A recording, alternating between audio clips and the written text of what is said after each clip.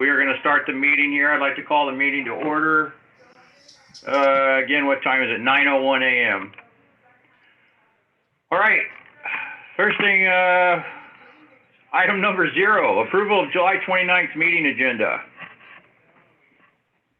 All in favor? Anybody have any issues? Only that I looked at the spreadsheet on Monday afternoon and there was nothing on it. So I'm not even sure what we're talking about today. And I looked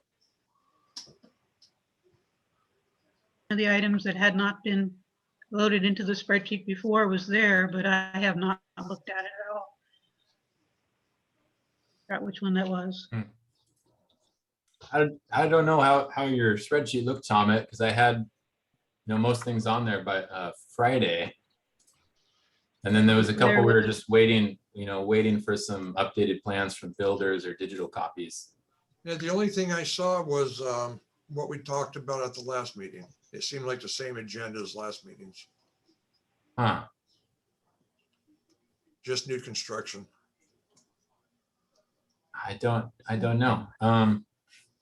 Because usually the same link the same link on that spreadsheet is usually the same one every day, right? For every meeting. And what I do is and Deanna can do this from now on, make a copy of it and save it in the drive, but then just go and refill out the meeting. I don't know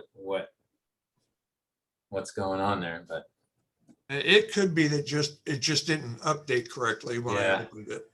If that happens again, shoot me an email or give me a call and I'll send you I can just resend the link to you just to make sure you've got the right one. But yeah. All right, I'm looking at an agenda that has 7 items on it. Is that the correct agenda, with the last one being 4 Twin Flower Court Circle? Excuse me. Right. Yep. Okay. Well, the one that I didn't see was 17 Cascade Lane. I don't know when you loaded it. Is there some setting that I should change that when you load something new, I'm notified? I don't know if Google has that option. Because I didn't, I checked it back a couple of times and it was not there. And then last night when I was logging in to load my comments on 28, 28, what was it, Hillside? That's when I noticed it. So I would like 17 Cascade Lane. Okay. 11 o'clock last night is when I first saw that there was anything there. 11 o'clock, that's just before I got up. So, all right, so are we going to have trouble then approving this agenda for today? It could have been my fault, so I'm not opposed to approving it. I had Bruce's comments in here and early on, and I was able to address his, so I know he could see it. Yeah. I see where Karen made her comments up to that thing, and then she did make a note in there. The folder's still empty at 2 p.m. on Tuesday, 7/27 on 7 Lane. So she hasn't. She did get comments beyond that, but just didn't see 17 Cascade. So what we'll do is we'll go ahead and if it's all right, we'll approve this agenda meeting, get it started, and then have Joel start presenting his stuff, because it is all new construction today. Right. Does that sound good to everyone? I'll second that. Okay. Good morning, Chad. Appreciate you joining us, even though I know you're on the road. All right, we're going to start with item number 1. It'll be 14 Sparrow Court.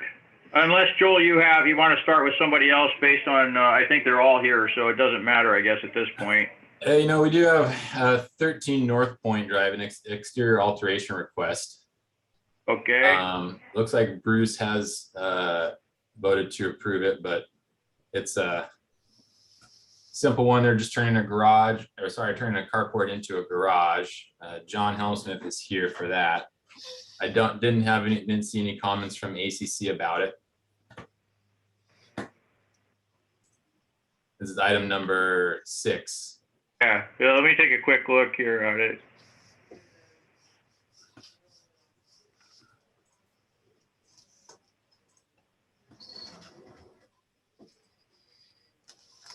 So it's an existing carport right now? Correct.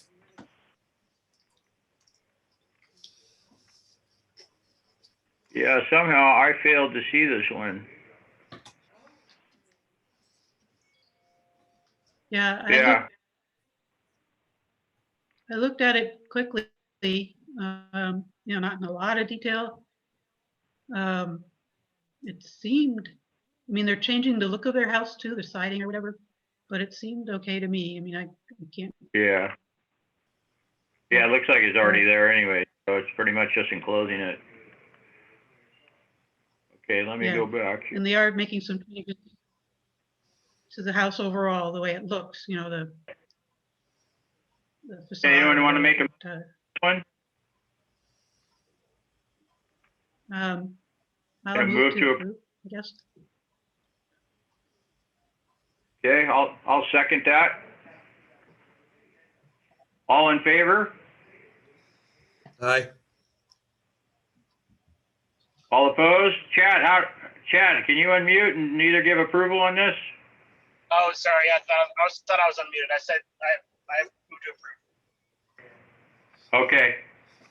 All right, thank you. Motion passes unanimously.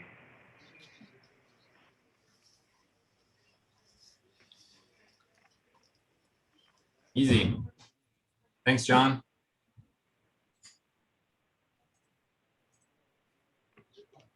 What you going to next, Joel? Which one? Let's go to, let's see who's on here. We got Vladimir, TC Legends, we got Bob. Let's start with, how about 15 Pinto Creek, item number 3? Because Bob just has the one build here. Okay. So this one is a little complicated. We've got some wetlands mitigation happening. There's 2 lots next to each other.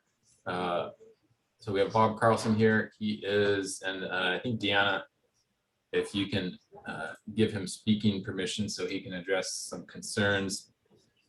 I apologize. Who was that? Bob in the attendees list, Bob Carlson.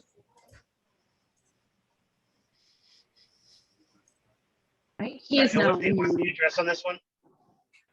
15 Pinto Creek. This is item number 3 on the agenda.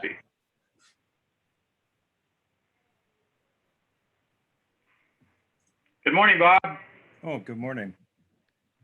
Thank you for joining us today. So Joel's going to kind of walk us through your project and have you chime in whenever you feel you need to. Okay. So we have 2 lots adjacent to each other here. One of the lot is going to be put into a conservation easement for part of the wetlands mitigation, well, for the wetlands mitigation. We've got a couple concerns just about where the stormwater is going to be going. He has updated, I think just yesterday, so I was able to send ACC comments to Bob. So a couple of things that still need to happen here, and county has given approval for us. There's a stormwater treatment from Wilson Engineering saying that the stormwater treatment trench can go into a ditch. And then Karen noted that it was actually, the wording in there seems to be as an additional stormwater treatment. So it may not be a primary, intended as a primary one. So we, and this had, the treatment trench in the ditch has been approved by the county. Michael Kirshner said, hey, everything, it seems to meet Sudden Valley requirements. So he was ready to approve an easement, recordable easement. We just need SBCA to sign and notarize it.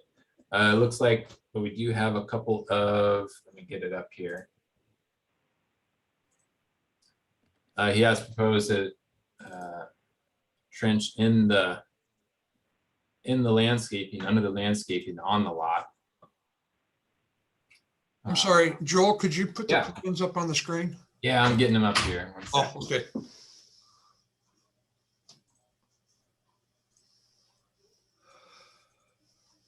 Got a new computer and a new version of OneNote, and every time I drop a file in, it's turning them all 90 degrees. So I have to use just the PDFs here today.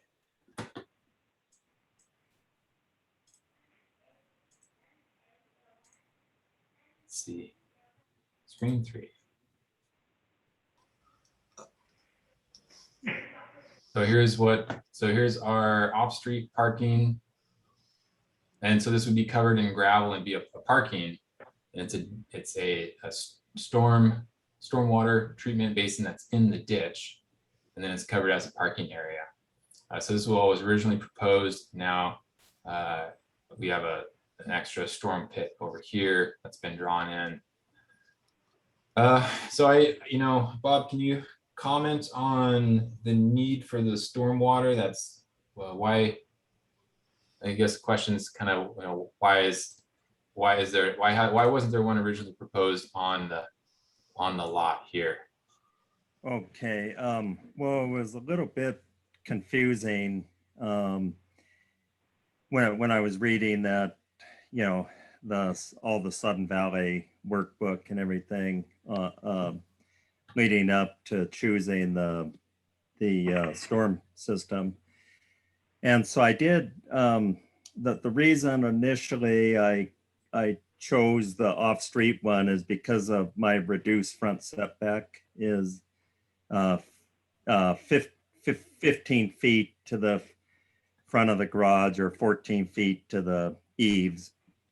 And due to that, I just thought that it would be better to have the storm system where the off-street parking was, because I wanted the off-street parking regardless.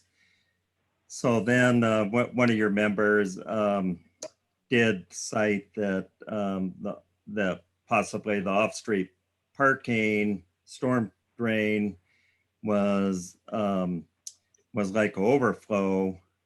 And so then I did see that. So I reached out to Wilson Engineering a couple of times, and they're really not wanting to comment on any of these designs. So I basically thought, okay, if I could do the under landscape storm drain, and the calculations all are the same, and so they all work out, but I still wanted the off-street parking. So what I propose is not doing a storm drain. So I don't need you guys to sign off on the storm drain off-street parking. And I'll get the under landscape storm drain approved through Whatcom County, and then I just record something because it's on my property then, and with Whatcom County. And so really all I'm asking is you don't need to worry about the storm drain other than I would still like the off-street parking there. Does that make sense? So you're gonna try to eliminate the ditch stormwater and do Well, away yeah, entirely? the off-street parking, I don't need. And I mean, the off-street storm drain, the overflow, I don't need, because through all my calculations, I still am under the phosphorus limit with the under landscape system. And I mean, you can see, and one thing I noticed, which that's why I also called Wilson, is I never saw the phosphorus limit there, or it's the capacity number. I never saw that for the off-street parking. So that was one of the questions I had early on. But anyway, I want to just eliminate that because I can get the system under the landscape on my property. And it'll just make it a lot simpler, and then just ask for the board to approve the off-street parking without the storm system. Can I ask you, did the geotech report support a, the right kind of soil for the small system? Yeah, it did. And Okay, yeah, so it did already. so in you don't fact- need you don't have like free draining soil, you have the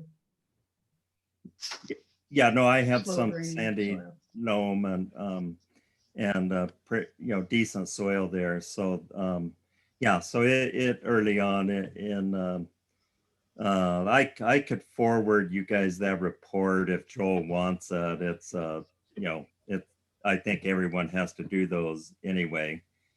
So I have that report, the geologist report there, soils report. So Yeah, that would be really nice for Sun Valley to have. yeah, but It'd be nice for us. Okay.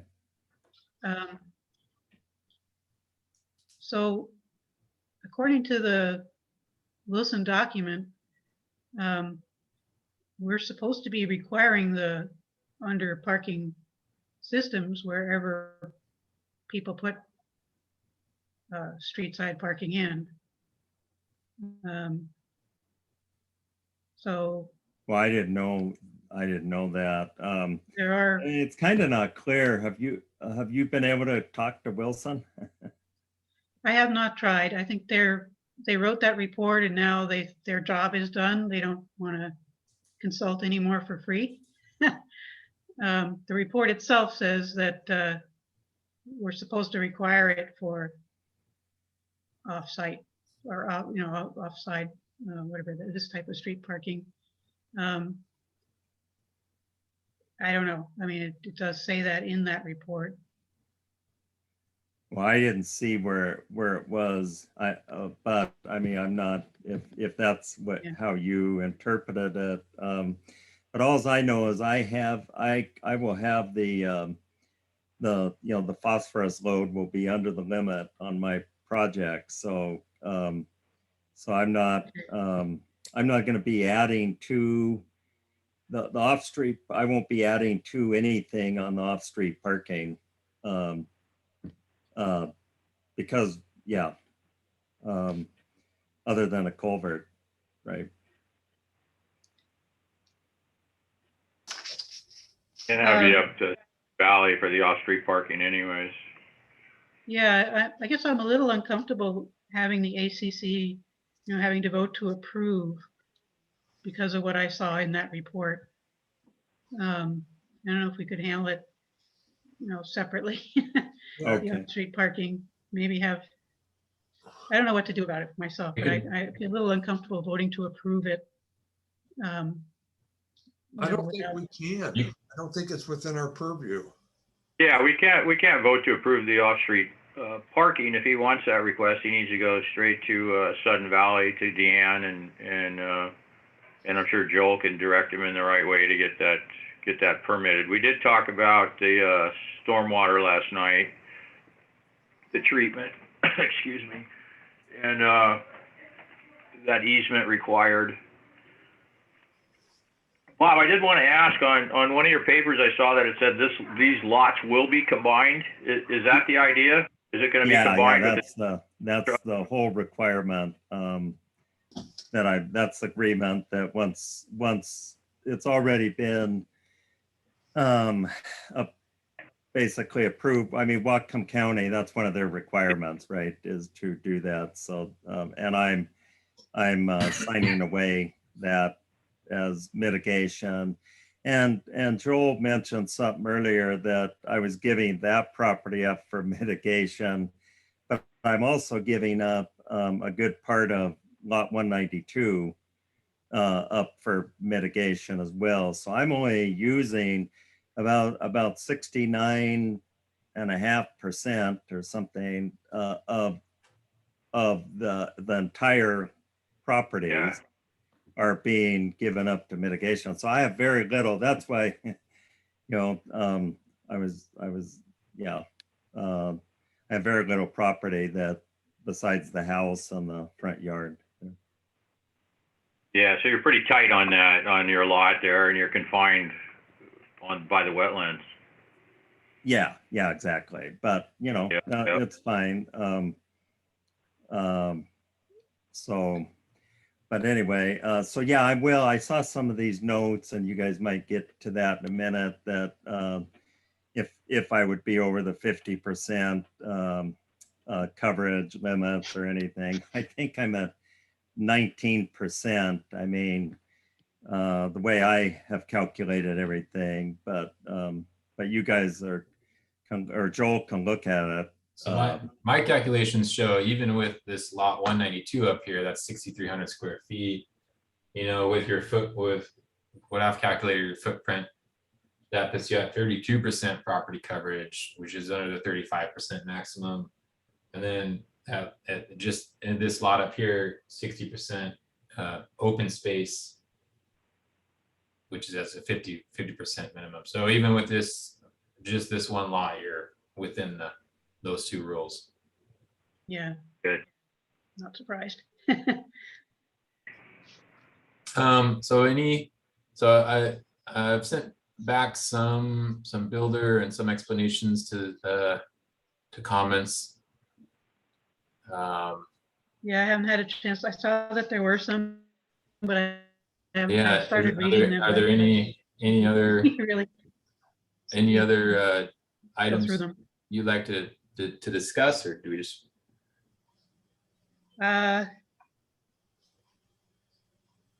We've got the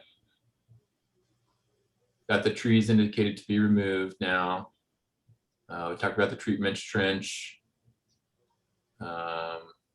This was a new one. Conservation easement incorrectly shows 3 by 3 stormwater treatment trench, doesn't match the one in critical areas assessment. So stormwater treatment trench is gonna change.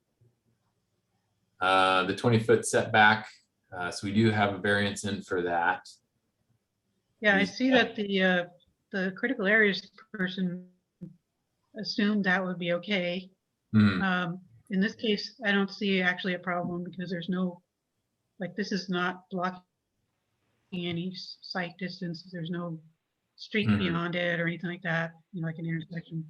Mhm. So, but I would wonder, if these critical area people decide to do away with our rules, they should consult us first, maybe, for future for them. If this were in a different location, that driveway variance would be more problematic. But anyway, What else? I agree, actually, but it's difficult to. It took me 2 years to go work with these guys at the natural resources critical areas, and therefore, yeah, it's just a real confusing process. So I didn't want to start with Sudden Valley. I think I had to change plans and locations and different things, what I was doing about 5 different times, right? So, everything costs money and time, and so it's really been a headache. But yeah, I appreciate if you guys can see that it should work. And I think I pointed this out. One of the reasons why I figured the setback might be okay early on is I think lot 190 is at the same setback I am. And but I was trying to prove that originally, and they could that no one at the county could come up with how they got a reduced setback. And I don't know if Sudden Valley has that information. It's probably like 20 years ago. But anyway, I think they did it for the same reason, because they got the wetland and back of them. And so, I mean, everyone was trying to move forward on the reduced setback to protect the environment. And I guess they just figured Sudden Valley, because they're stewards of the environment as well, and they want everything protected, would fall in line with all of this, but I don't know. That's just my assumption there. I think we should make a motion to approve the variance and get that done and out of the way. So at least he has that going forward. The off-street parking, like we said, that's going to be a separate issue, and that's with SVCA directly. The stormwater was taken care of and agreed to, but we should make a motion on the variance. I'm sorry, how much of a variance is it? It's, 5. it 5 looks feet? like it's actually dimensioned wrong, so it might be a 6 foot. Is it? Yeah, is it- Yeah. It 21 foot is your, no, hold it. Is it 20 foot to the eaves? So Yeah. it's 14 feet to the eaves, I believe. So that would be a 6 foot 6 variant. foot. So I'm looking at the address on Google Maps. It's on a really straight piece of the road, so I don't have a problem with that. And it's due to the wetlands. He's really confined on this property, and so let's get, if we're gonna make a motion to approve, and let's get a second on that. I'll second. Okay, Okay, I can all in move. the variance. I can move. And Tom seconded. Yes, Karen. Okay, yes. Anyone opposed? I'm not seeing Okay.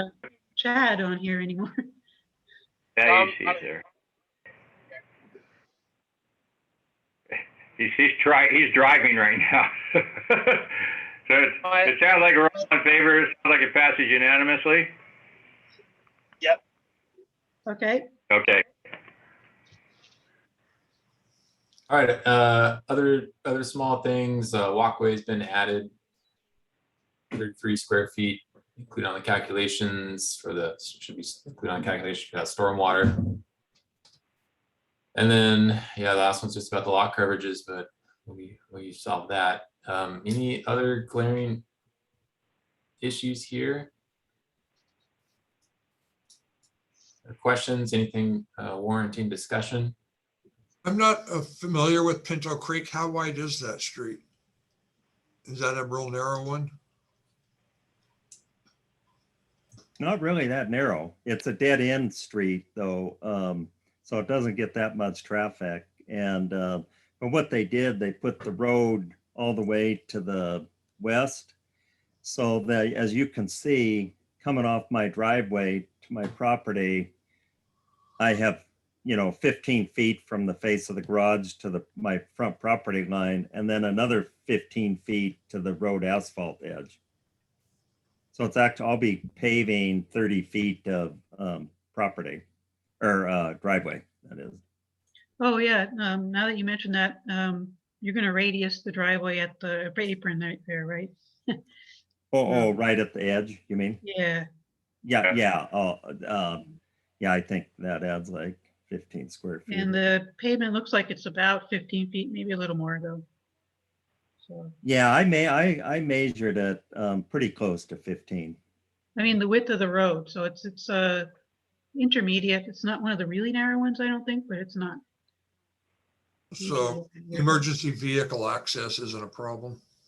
I wouldn't think so. No, the fire marshal signed off. He had this to prove it at Whatcom County, and he just asked where the fire hydrants were. So, Yeah. My experience with the research of the fire marshals and their concerns with driveways are mostly if it's a really long driveway, going out of the county to someone's house. I think an email came in yesterday. If it's more than 150 feet, then they have to. It becomes an issue. Anyone want to make a motion? Requirements, but go ahead.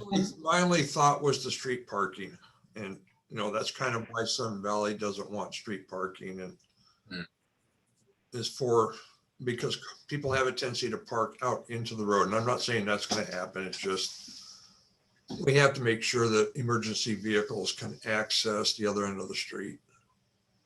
well, there's 15 feet off my property line where I end my landscaping. And so I would say if a car is, what do you need? Parking's 8 feet wide. So they have another 7 feet of road edge. You know, if you drive through gate 1 or gate 2 and see what's going on there, I have almost double of what all of those off-street parking spots have. Yeah, not all those off-street parking spots were approved. Oh, okay. Yeah. I But must I'm tell you, saying, saying even the But- ones that were approved, But you I do can have- guarantee you don't have 15 feet of yeah, row, 15 feet of space between the road edge, and so I'll have way more than enough. and there are two other concerns with off-street parking. One is that culverts shouldn't be more than 40 feet without a clean out. Right, exactly. Yeah, mine won't be. And the other concern is that some of the ditches need to carry a lot of water. Estimated by an engineering report that was done back in 1982. That's the best information we actually have. But I looked at this one and it doesn't seem to be on their list of, their locations where there's a lot of water that needs to be carried in the ditch. Very But that off-street parking, that's a Sun Valley Yeah. maintenance issue. It used to be Bruce Bishop in maintenance who made those decisions. I don't know for sure whether he had access to that 1982 report. Yeah, I'll deal with it later then. That's fine. Yeah. So All right. Can we I would like to motion on request- Pinto Creek? I would like to request that some of your hand-drawn sketches be, cleaned up a little bit before you submit for our records, so that we can have a little bit better, more readable driveway profile and whatever you can do. Okay, is it mainly the driveway profile you want? Yeah, and unfortunately, there's nothing you can do about the stormwater. I mean, the critical areas reviewer did a very sloppy hand sketch too. But Well, that one's pretty much, you can't change that. no. Well, anyway. And the, and the one that,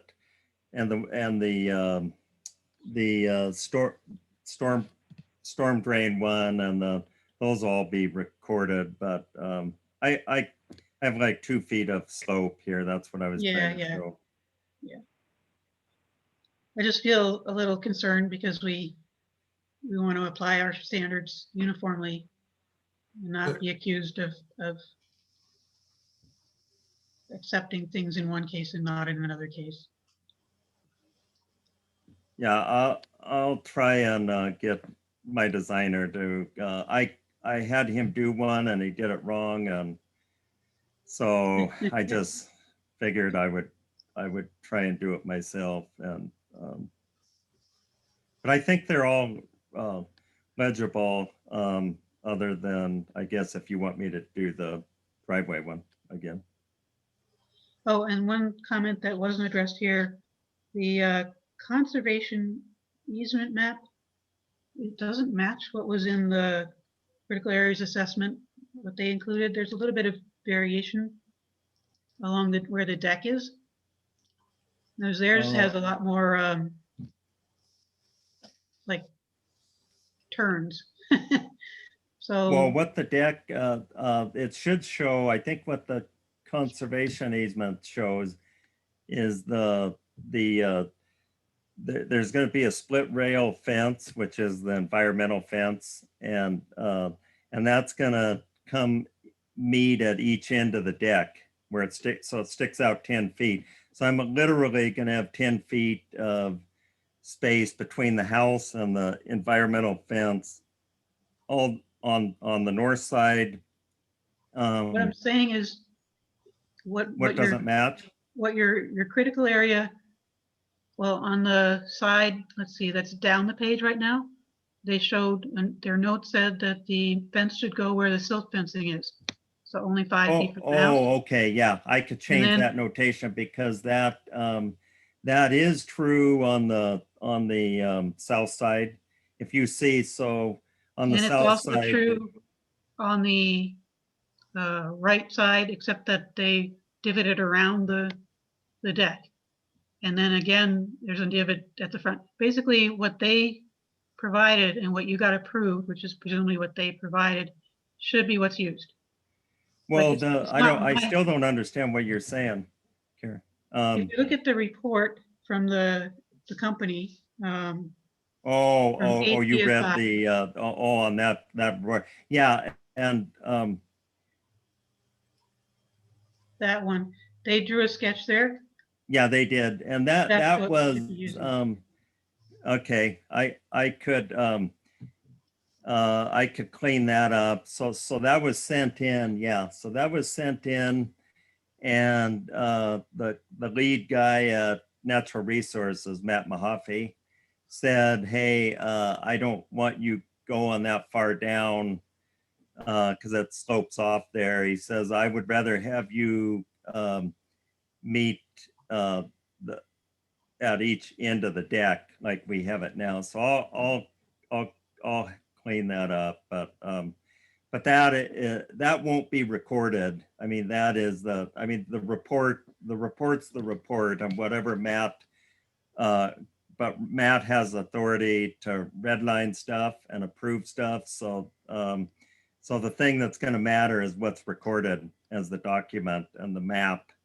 But I do understand that was changed, and so. So the question would be, how are you going to maintain your deck? No, it didn't change the deck. It just runs into the. No, I mean, how are you going to maintain your deck if you run that fence right along your deck? Well, the fence won't go. And there can be actually breaks in the fence, to my understanding.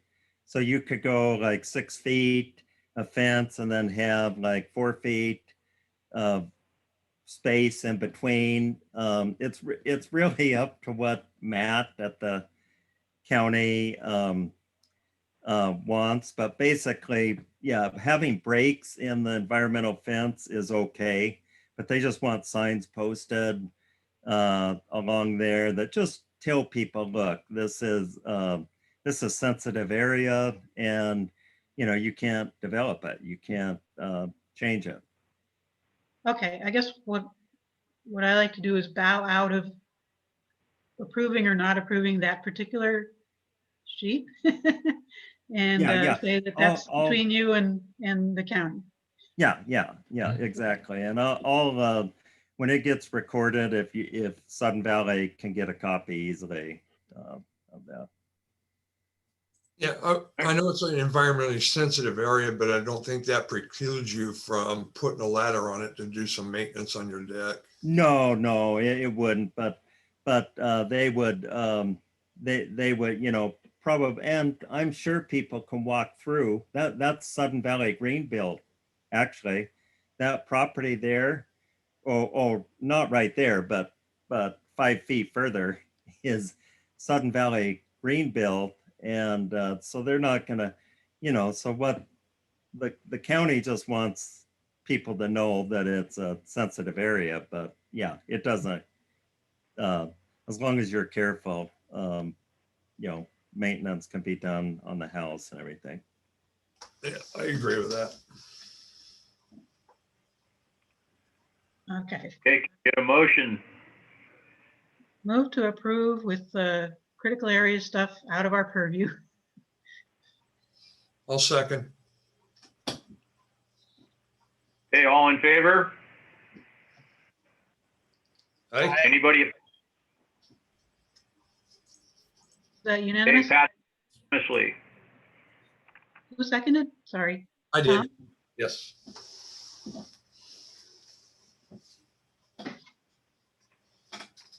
And we're deferring the off-street parking to Sudden Valley. Right. Thank you. And we want what page is that? I don't see that in my stuff, Joel. What page is that we want? We're not going to approve the report. Sorry, say again. What page? Cross section of the driveway. Oh yeah, I've got that driveway profile, hand sketches, cleanup. Were there other hand sketches? Yeah, there were some landscaping plan. All of it. I don't understand how I'm gonna do the, that landscaping plan. Can you bring that up and see what's not actually, because I mean, I haven't done a house in Sudden Valley in 10 years, albeit, so I apologize, but I mean, this is something, because if you get too much information on the front site plan with all the contours and all the, I mean, it just becomes a nightmare. So. No, I'm just saying that it's a hand-drawn. But hand-drawn has been, look, when I started building in 1990, that's all we had, right? And Yeah. so, I mean, not Anyway. 99% of my plan is not hand-drawn, but this is a landscape plan. You can read this. At least it's not on a napkin. Yeah. Well, the other one I'm going to record, the storm one that had on graph paper, although I thought the graph squares were going to be eliminated when I copy it. But I mean, this could be recorded too. I mean, it's perfectly legible. It's going to be no different than if it's, except she wants me to pay a few $100s to get the No, architect. no, it's All right, well, Bob, you're good to go. You've been approved with the comments. Okay, appreciate it. Thank you. Yes, sir. Thank you for your time. I appreciate that. Yeah, thank you guys. All right, have a good day. You too. All right, Joel, where are we heading next? All right, let's see. We've got two other builders in here with us. Got Vladimir for 14 Sparrow and 34 Sudden Valley, and then we've got Jake, TC Legend Homes for 120 Harborview and 17 Cascade. I say we take the easy one first. Get the one done. We got one for two homes and one for one home. So let's do the one for one home. The one for one home. Yeah. We got. Which one is that? I thought you said 14 Sparrow. We have one person here for that with one build, and the other guy has two new builds.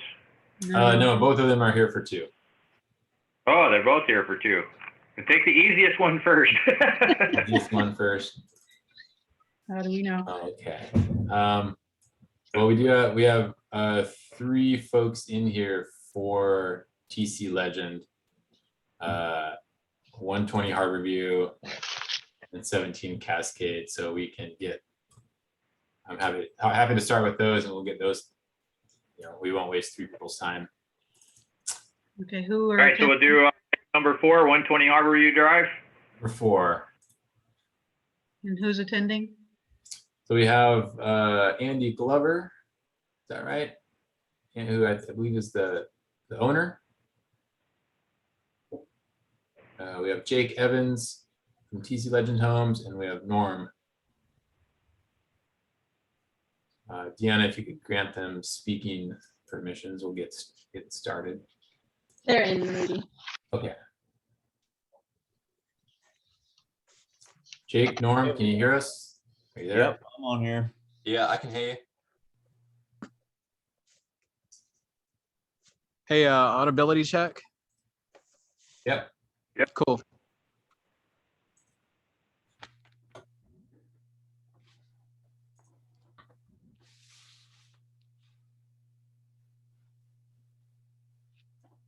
All right, so this one, let's see here. Oh, I got it right, the wrong screen. Here we go.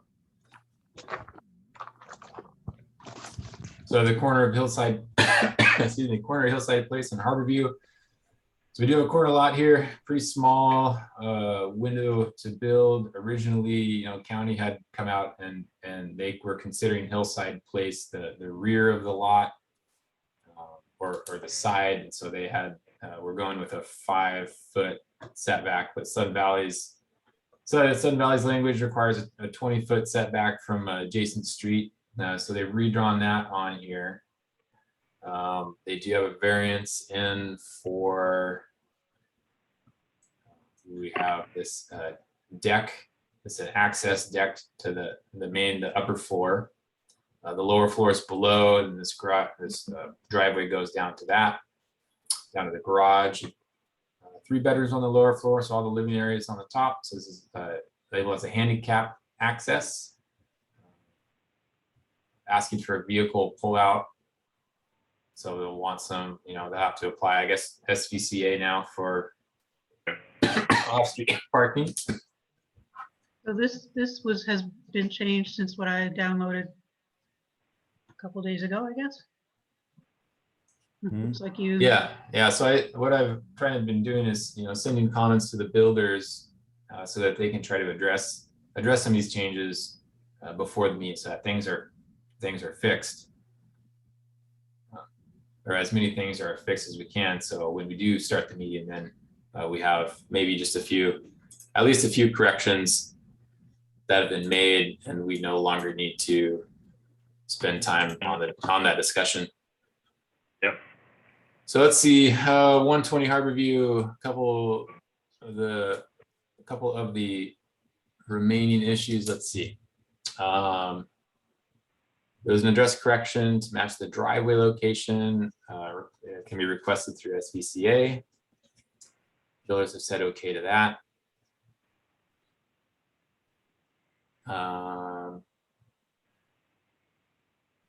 So I guess you want to talk about the variance for this setback on the side street and the handicap access. Yeah, this is a location where it's a narrow street sloping fairly steeply downhill. The people further up on hillside, when they drive down there in the winter, this is a great place for them to slide off the road and hit the handicap access.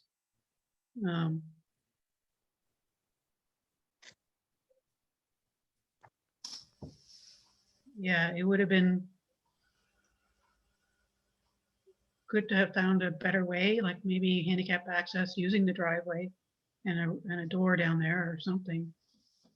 Because this is not a really great location to put stuff like that. The lot line is only 6.5 feet from the edge of pavement here.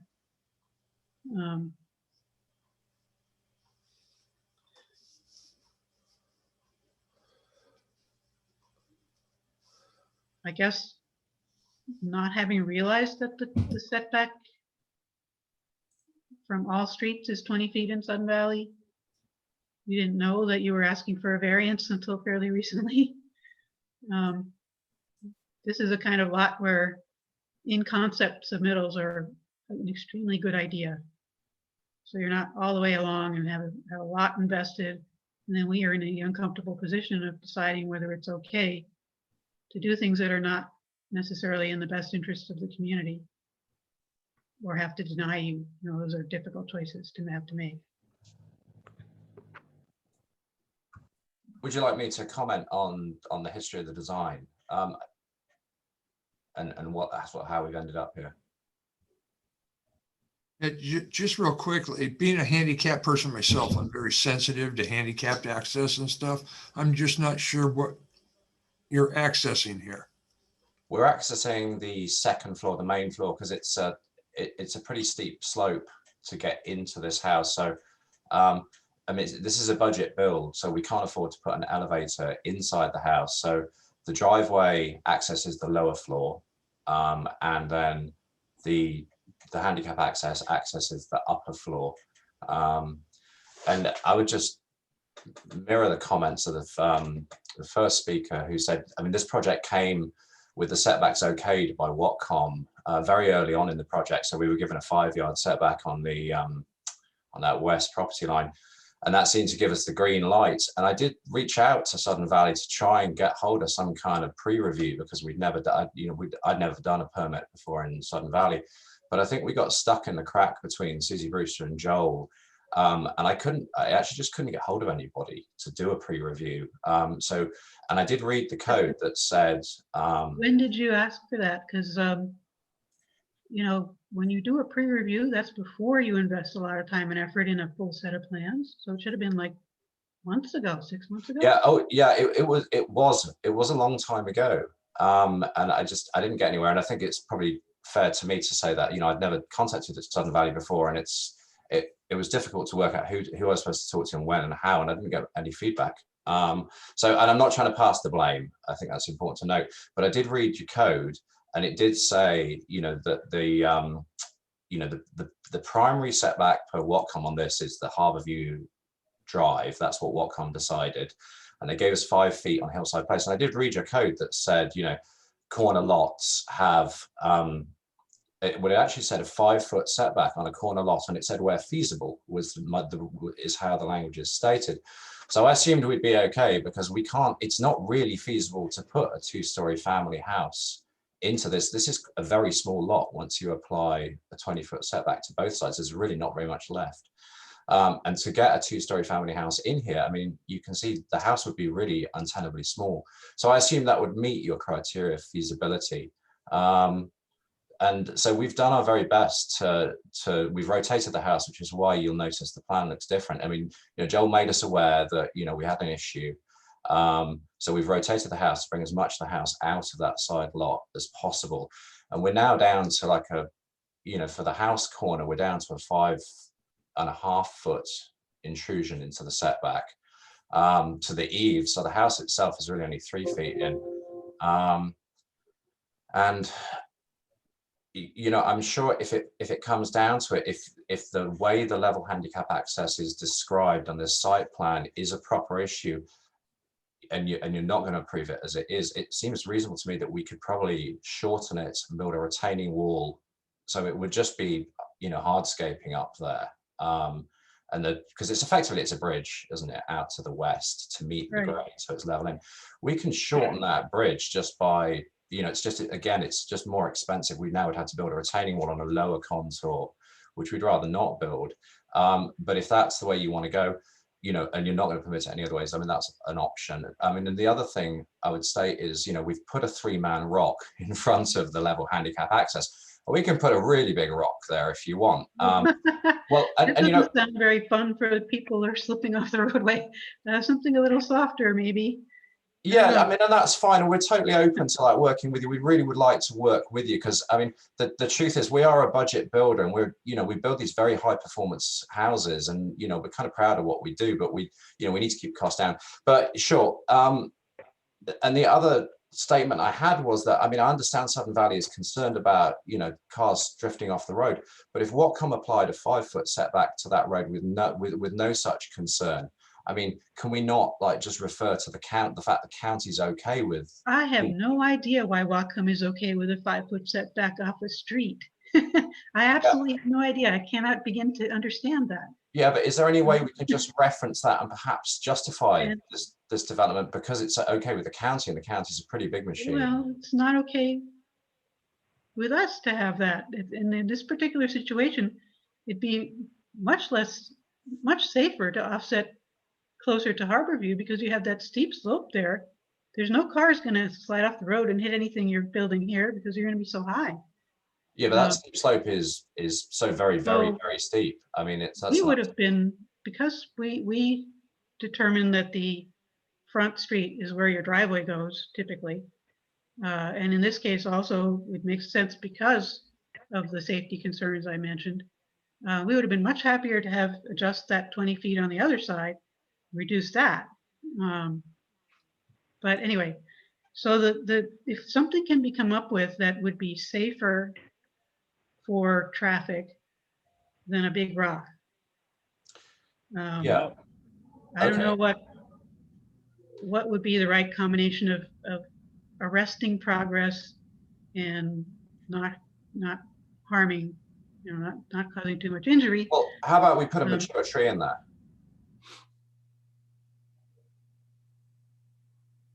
Yeah, I guess that would be pretty typical for Sun Valley. It might cause injury, but it wouldn't be like it would be the only one in Sun Valley. Yeah, okay, so my understanding is if we can find some kind of like soft, tough thing to put in the place of that 3-man rock, you'll okay the level handicap access. I think so. Okay, well that's I mean, really me good to anyway. hear. Yeah, wonderful. Yeah, maybe some shrubbery. I mean, shrubbery is totally fine. I mean, in terms of like just a shrubbery, no problem whatsoever. And indeed, the planting plan that we have had to submit under Whatcom Stormwater, there's extensive planting happening on this lot, just because it's a fully restored lot. So mature shrubbery, no problem. Mature tree, no problem. You know, and we can pile up a bunch of tree trunks if you want something harder, but sure, no problem. Yeah, hard to know what would be the right thing. Maybe some trees, smaller trees would be good. I don't know. Well, if who should we look to for guidance on this? Because I'm just happy to specify whatever it is you think will meet. Should I discuss with Joel and you guys can come to an agreement in terms of what should be in the place of the 3-man rock? You know, I try not to make those kind of decisions. You know, if Yeah, it'd be an ACC decision. You know, this is Norm DeRozier's owner. You know, there is some really cool like Mountain Yew deciduous trees right there at that corner. And I would be happy to plant some more to kind of continue the little grove that's already there. I think that would be a great break. I'd also like to point out the curvature of this Hillside Place Road. You know, and as it turns to the, what would it be, the east towards the bottom there, you know, as if cars were sliding. I lived out in Sudden Valley for years and years, and I watched a lot of cars slide down the roads in the winter. So I understand like the perils of it. But the cars are going to slide the opposite direction. They're going to come down from, you know, uphill over here towards the, yeah, what would that be? The Jennifer Harvey. Yeah. I agree with that. Your assessment too, Norm. Yeah. They're yeah. going to go perpendicular Pavement is sloped onto the down. lines for the most part. The pavement Right. is sloped down towards this side, but I agree that the curvature counteracts that. Goes the other Also, way. if someone's going to come off on Hillside Place at the top, that as it comes down to Harborview, where it's actually really pretty steep, I mean, they wouldn't even pony up to drive that road, I think, because it's super steep as it comes down to Harborview, isn't it? So it's a minor part of a major No, undertaking. you'd be surprised what people try to do because they have to go to work. Right. Anyway, yeah, I think if we have something that softens the Let's put some Mountain Yew in there. I mean, I think that's a sweet idea. Yeah. but without blocking, getting too close to the edge of the road to block the view. Sure. Okay, I'll note that on the site plan. Okay, Joel, what's next? Let's keep moving. Oh, other things, clearing limits. We got reflecting the tree drip lines. That's a good update. Stormwater builder has reconfigured the stormwater to meet, Yeah. you know, to not cut through. Great. Yeah. Power line. Where's our power service Oh. here? Yeah, power lines have to be buried 2 feet. I see it says mound over 2 feet, but the mound over will itself cause tree roots to die where it goes.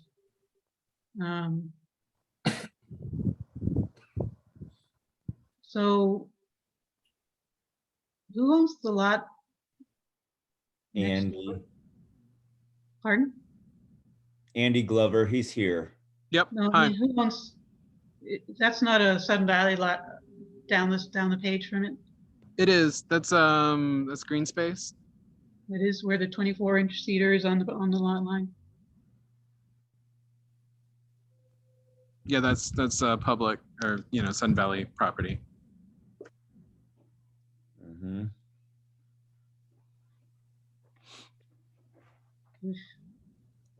I know excavation can be done using a utility excavation can be done using what's called an air spade, which Sun Valley's on contract arborist has. I don't know what that costs. Apparently that does not harm the tree roots. It can also be done, with a shovel, and we're happy to do that too, and dig under any major root systems that, we deem are, important to the tree. And, and at the end of the day, it's still going to have to be inspected for its proper depth. So if that's something that, you would allow, then yeah, we can definitely do that as well. I think what we're saying is take all precautions possible to not disturb the trees and the roots. We don't want to make it become a hazard tree. Yeah. Yeah, we don't want a hazard tree. Thank you. Agreed. So if I note on the site plan, take all precautions to not disturb tree roots, and I can suggest air spade or hand digging, would that satisfy? Yes. Great, Yeah. thank you. And if you do find a problem where you really can't, it's a concern about a particular tree, consult an arborist, or we may have to remove it then. But Great, okay, I'll that note. will be handled during construction. Perfect, thank you. All right, that's those are the big ticket items, I think. Let me see here. So The only minor things I think were just, so they're using pre-painted hardy comes from the factory like that, so it's not an automatic, it's not a pre-approved color. So because it's not ACC approval needed. The evening blue. I think I put a link here as well to the. And that blue, you've got it. It shows a little more gray than blue. It's not like a crazy ocean blue or anything. Yeah, we do have hard copies in the office as well. A copy of the piece of the sighting, but you can't get an actual paint chip. Yeah, no, it's very close to our approved colors, I think. We were cognizant of that. And we tried to fit in with the neighborhood. We've been all around and got pictures of other houses that, have similar colors.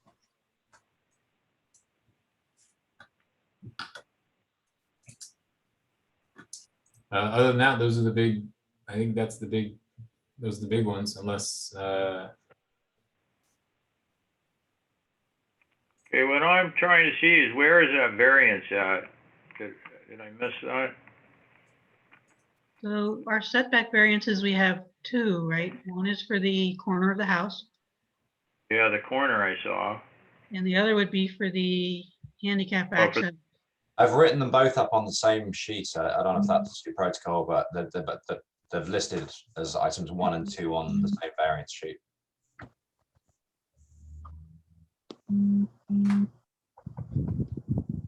so Joel, you have that variance? Because I didn't see it in my stuff here. Yeah, it's right here. It's in the drive. Oh, here, I see it. I got it. My bad.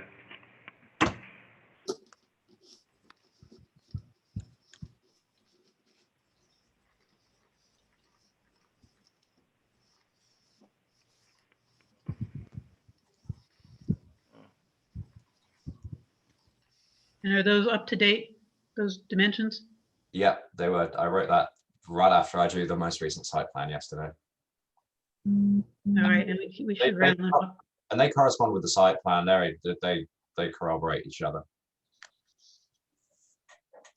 So I guess one question I have, I know this location is, we'll probably have on there. I just don't like the explanation myself of the variance. It's just going to cost more money to comply. It's an interesting thing. They're on a limited budget. I don't know.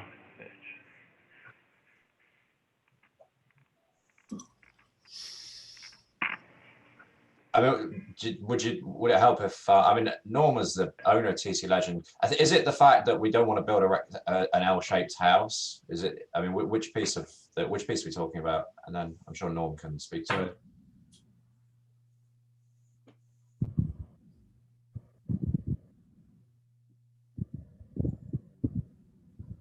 Which variants are we are you concerned with? Both actually, but mostly the corner of the house is the reason for giving it. It's just they're on a limited budget, and it's just an interesting reason for a variance. I could see it due to construction, or you're confined to a lot, or had some parameters like that you wouldn't be able to fit the minimum square foot home in a lot, or or some rock issues or something like that, where the house had to be moved, wetlands or something like that. But just because it's tough on a budget. Doesn't necessarily. Okay. Well, so we do design and build the most energy efficient homes probably in the country. We have a pile of awards for these homes, and we know that every single corner that you put in to a home will not only increase the the cost by and we've done some homework on this and come up with numbers like $34,000 for every corner in a exterior envelope, on top of the fact that you've just increased all of the square footage of that said envelope to heat and cool. It's kind of our design and how we come up with those really efficient designs. Jogging the house around that line, I mean, we'd love to, but you're gonna end up with, I don't know, back to the drawing board and all of those concerns that I just listed.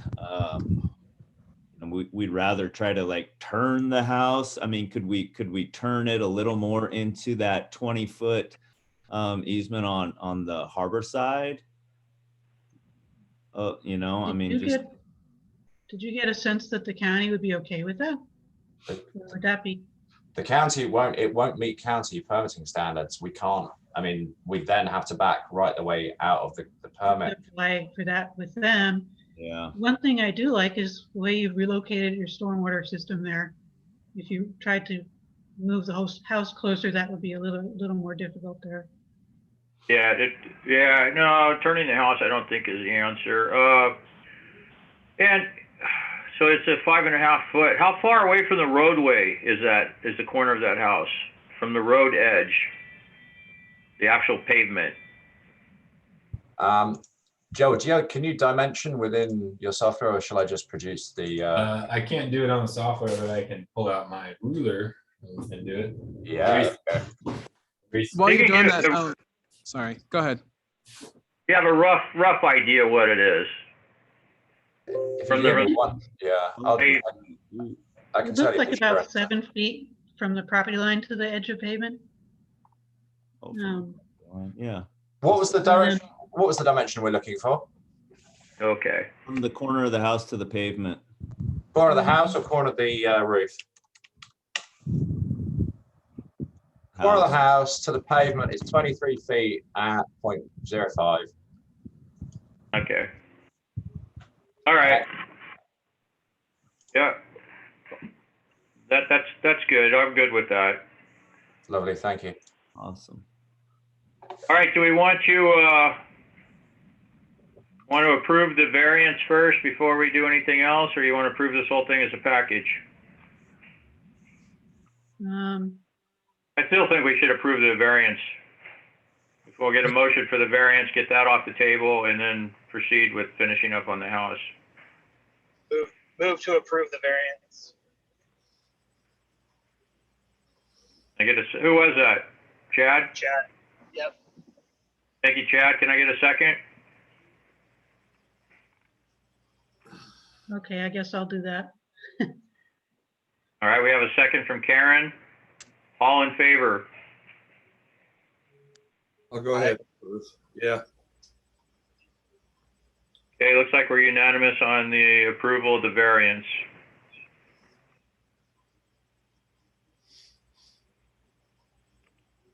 Okay. Joel, what else we got on this one? That's I it. didn't mean to, I mean, I know we were up that's- there looking at the siding and so forth, Yeah. but those are, we've addressed all the comments as far as I can tell. let me check. What did, let's see, Bruce had a couple.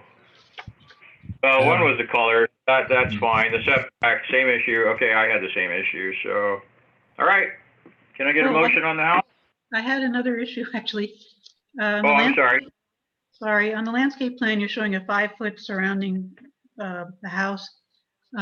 Does that square footage match what's what the stormwater calculation sheet allows for non-native landscaping? Yes, it does. Yeah, and it's been reviewed and signed off. I mean, we had a pretty stringent review with Mike Kirshner out of what comes stormwater. So yeah, it jives. So the report, do we have a copy of the stormwater report, the designer's report? Oh no, there wasn't one. You used Sudden Valley, right? No, we didn't use Sudden Valley.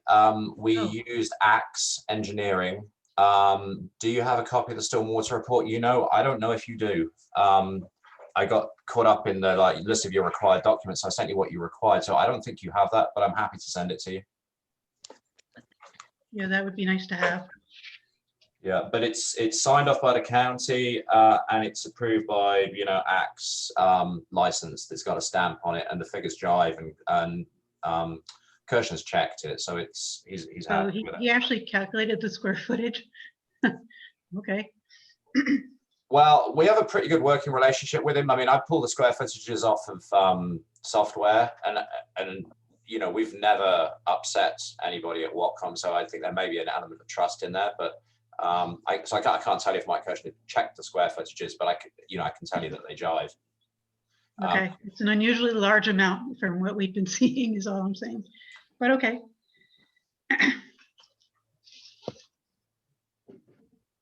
Okay.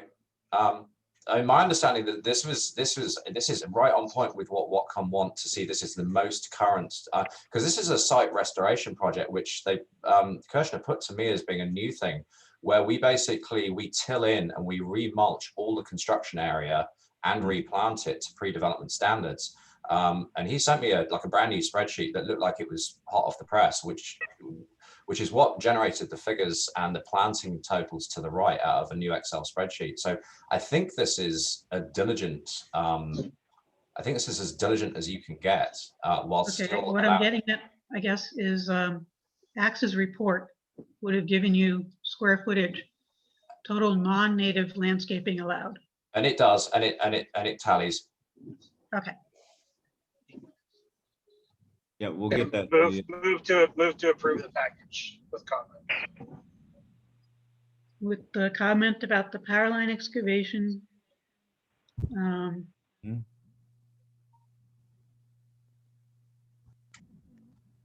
That was 3-man it. block.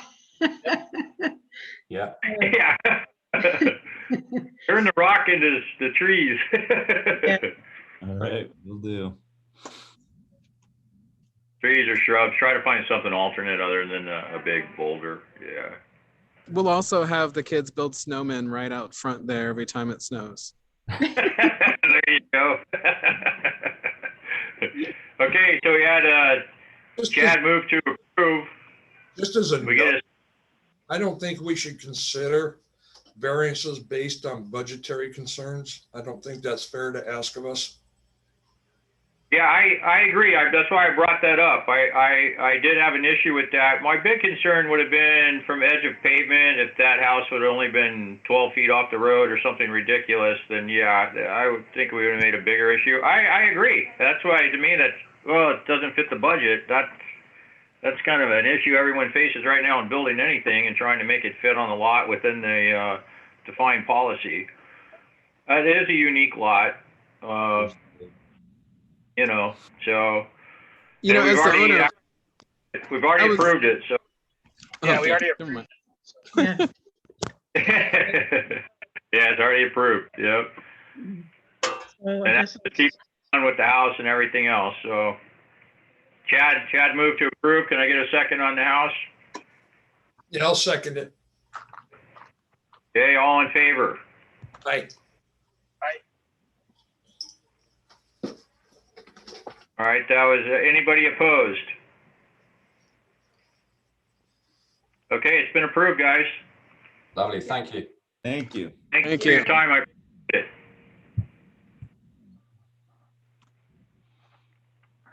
All right, Joel, what's the next one? The same builders? We got two houses for them, right? Yeah. 120 Harbor, So we use 17 Cascade Lane. 17 Cascade Lane. This is the one that no one had time to review. Yeah, what happened was they had, originally I think tried to send some digital files and they didn't make it through the email. So I asked again and they got them to me, but they came in. I think I was able to put them up yesterday morning. Most of these. Okay, why don't you start out with this one in that case with your checklist? How do we meet? I'm clicking on it now, Sure. but, go over that with Sure, we everybody, can- make falls within policy. Yeah, I'll get it up here. Yeah, I've got mine up, but yeah, I got two monitors. I'm lucky. Yeah, I get to look at it.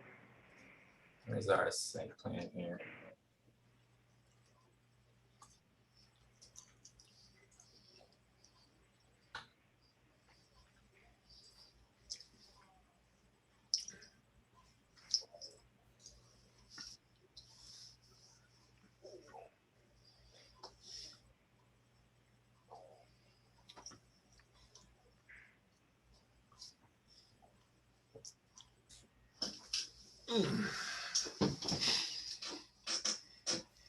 When was this one submitted, Joel? This was submitted 2 weeks ago, 2.5. Okay. Get my report up here.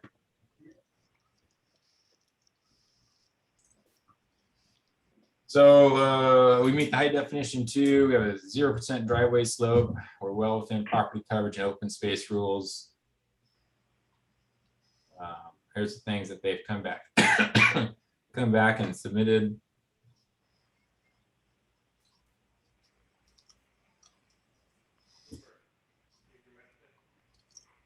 I don't see the only thing I think might warrant some discussion is just at least make ACC aware is the proposed sewer and storm drain connection. And I think that there's been a little back and forth. So there are some easements that exist in the covenants, the 5-foot easements along the rear and sides of every lot for utilities access. And so there's been some back and forth between county and how county wants to interpret it, and county has, and I'll let the builders chime in here too, but it seems like county has basically approved it. They don't have a reason to say no to it. Wait, this is going on a different lot?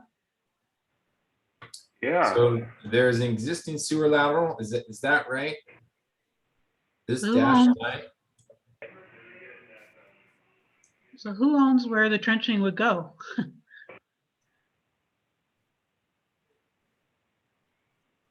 Yeah, it looks like it's on someone else's lot. Now, there is probably utilities easement, I would guess there.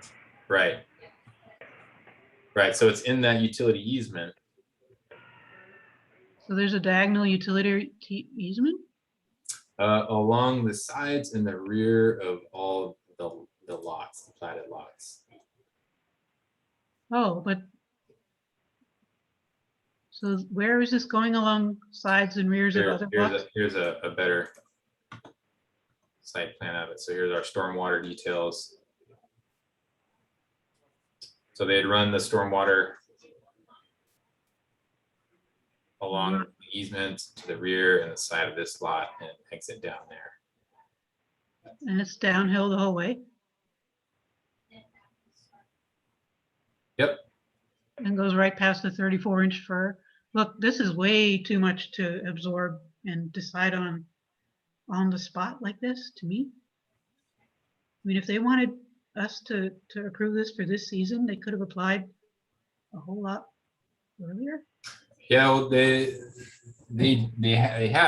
tried to get some clarification on those easements and the use of those easements, whether it's for Sudden Valley benefit, public utilities, or can private lot owners use them? Pretty sure it's for public utilities. Well, it's not defined, and that's what the lawyers have come out and said. So somebody else owns lot 49 and lot 65. Is there a house there? I do not know. Because that's not, I mean, that's not, I would not want my house property to be treated that way.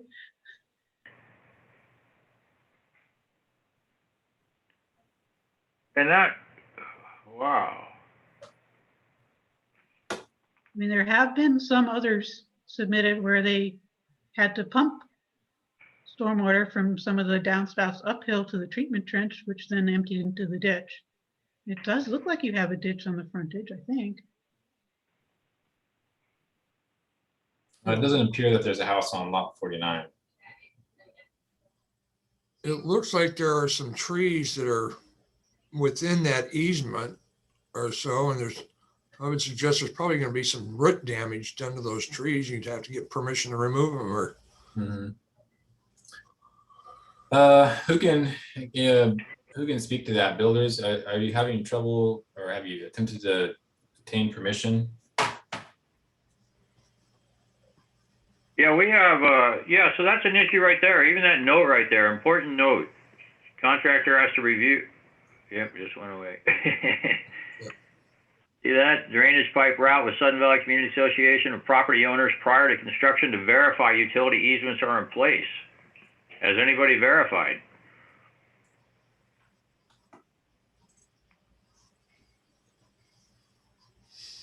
I don't know about the community outcry that we would get if we started allowing this kind of thing, especially if there's a house on it, but even, I don't know. Is there a house on lot 48? Yeah, this is too. I'm not hearing from Jake and Norm. Are you there?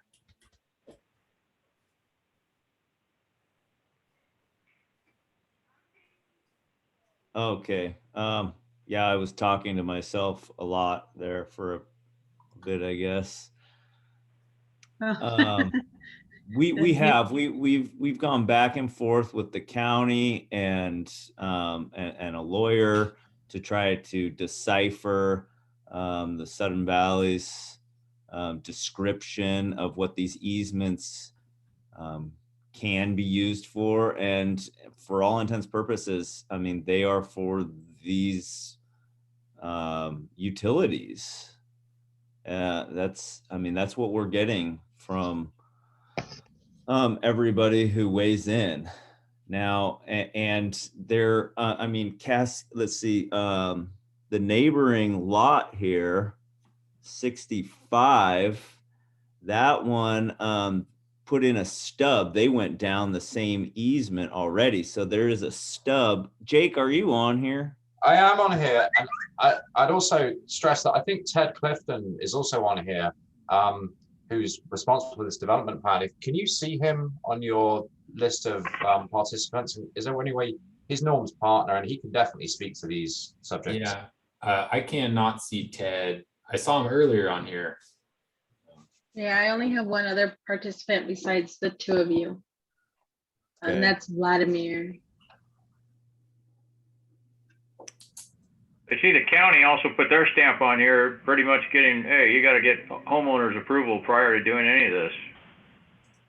Well, The county took matters into their own hands and actually contacted the homeowners themselves to do due diligence from their part.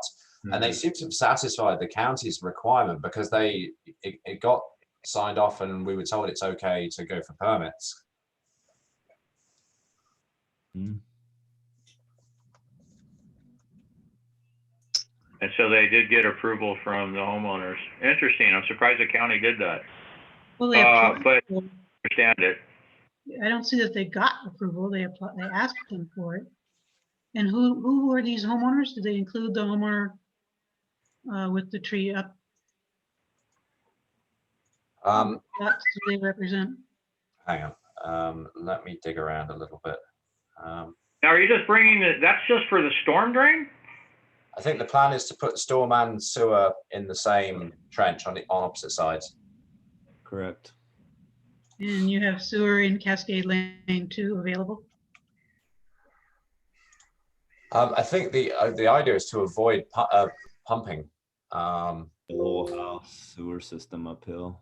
Oh, that stub that's already there. You said a stub sitting down there at the north of the property. Is that for sure already there? And is that just a storm drain, or do they have storm and sewer already stubbed there? Well, let's talk about what exists. That's probably a good way to start. So that This is Ted. Can you guys hear me? I just logged in. Oh, hey Ted. Yeah, I got you now, Ted. I'm the guy that put in the sewer line, and I'm the guy that cut down the trees on 17 Cascade Lane. So you're the guy we're looking for. You know, I did get ACC approval. I cut them after the big windstorm of 2007. So I used to live Let's talk in the about the house. sewer line. Ted, don't worry Okay. about the trees. Right Okay, now. gotcha. Anyway, I did have ACC approval. I lived in 19 Cascade Lane, and when I built it, I put in the sewer stub for 17 because I owned both lots, and I figured I was going to build the next one the next year, but then the whole economy collapsed. So, but I put in the sewer stub right on the corner of the property there, and I think we showed it right where it is on the. Jake showed it on the plans there. Show us The right now. sanitary sewer is where on this, the stub that you're talking about? Yeah, I can see the storm drain, but I can't see the sanitary sewer stub. It's on the northeast corner of the 19 Cascade Lane property. And the way I'm looking on my phone, so I'm looking at a real little picture. So as you're looking, oh yeah, that doesn't help. Yeah, it's the northeast corner of the 19 Cascade Lane property. And it was because I was originally planning on putting it down on the southeast corner, but there's so many huge trees. If I put the sewer line down there, I would have had to dig up like 4 or 5 big trees, and that just didn't make a lot of sense. So we, with the ACC inspector at the time, I decided to go down that northeast corner. And at the time, the maintenance man from Sudden Valley owned that house down below, and so he was real helpful, helping me figure out where the best spot to run it without going through any of his bushes. So I've got the I can't see on my screen, but are you seeing the northeast corner of that 19 Cascade Lane property? There's a little black square. Yes. Joel, I think we might be better off with the stormwater site plan that shows the 3 lots in question. And back in the day, they used to do all the stormwater infiltration on site, but recently the county has some different rules, and now they want us to run it down to the ditch. And so I figured I'd run the stormwater along right next to where the sewer line is, because there's already there's already a ditch there with a pipe in it, and I know I don't have to dig through any tree roots because we picked a nice clear path there. But does it slope down towards your driveway from the house to the Cascade Lane? Or Yeah. I can't read those. So you could put it in the front yard, and there's a ditch along Cascade Lane, right? Well, I'd have to pump it uphill over the other side. And we looked at that, with the stormwater, like with the county and the stormwater engineer, and decided the best thing to do was go downhill along that same ditch rather than pumping it up across the street.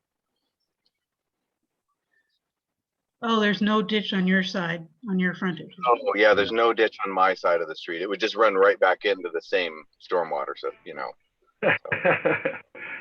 Did you know what lot 65 did? Or is that an older home with that just runs 60. out onto the? Well, yeah, 65 was built back before they were worried about the stormwater infiltration on a steeper slope. And I argued for that style of system.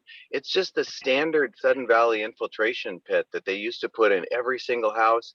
And actually, you know, Sudden Valley cared about stormwater before anybody did. It was the first community I'd ever built in that actually had some stormwater, you know, rules. And so, you know, the stormwater system on 65 just goes down into an infiltration pit and infiltrates into the ground.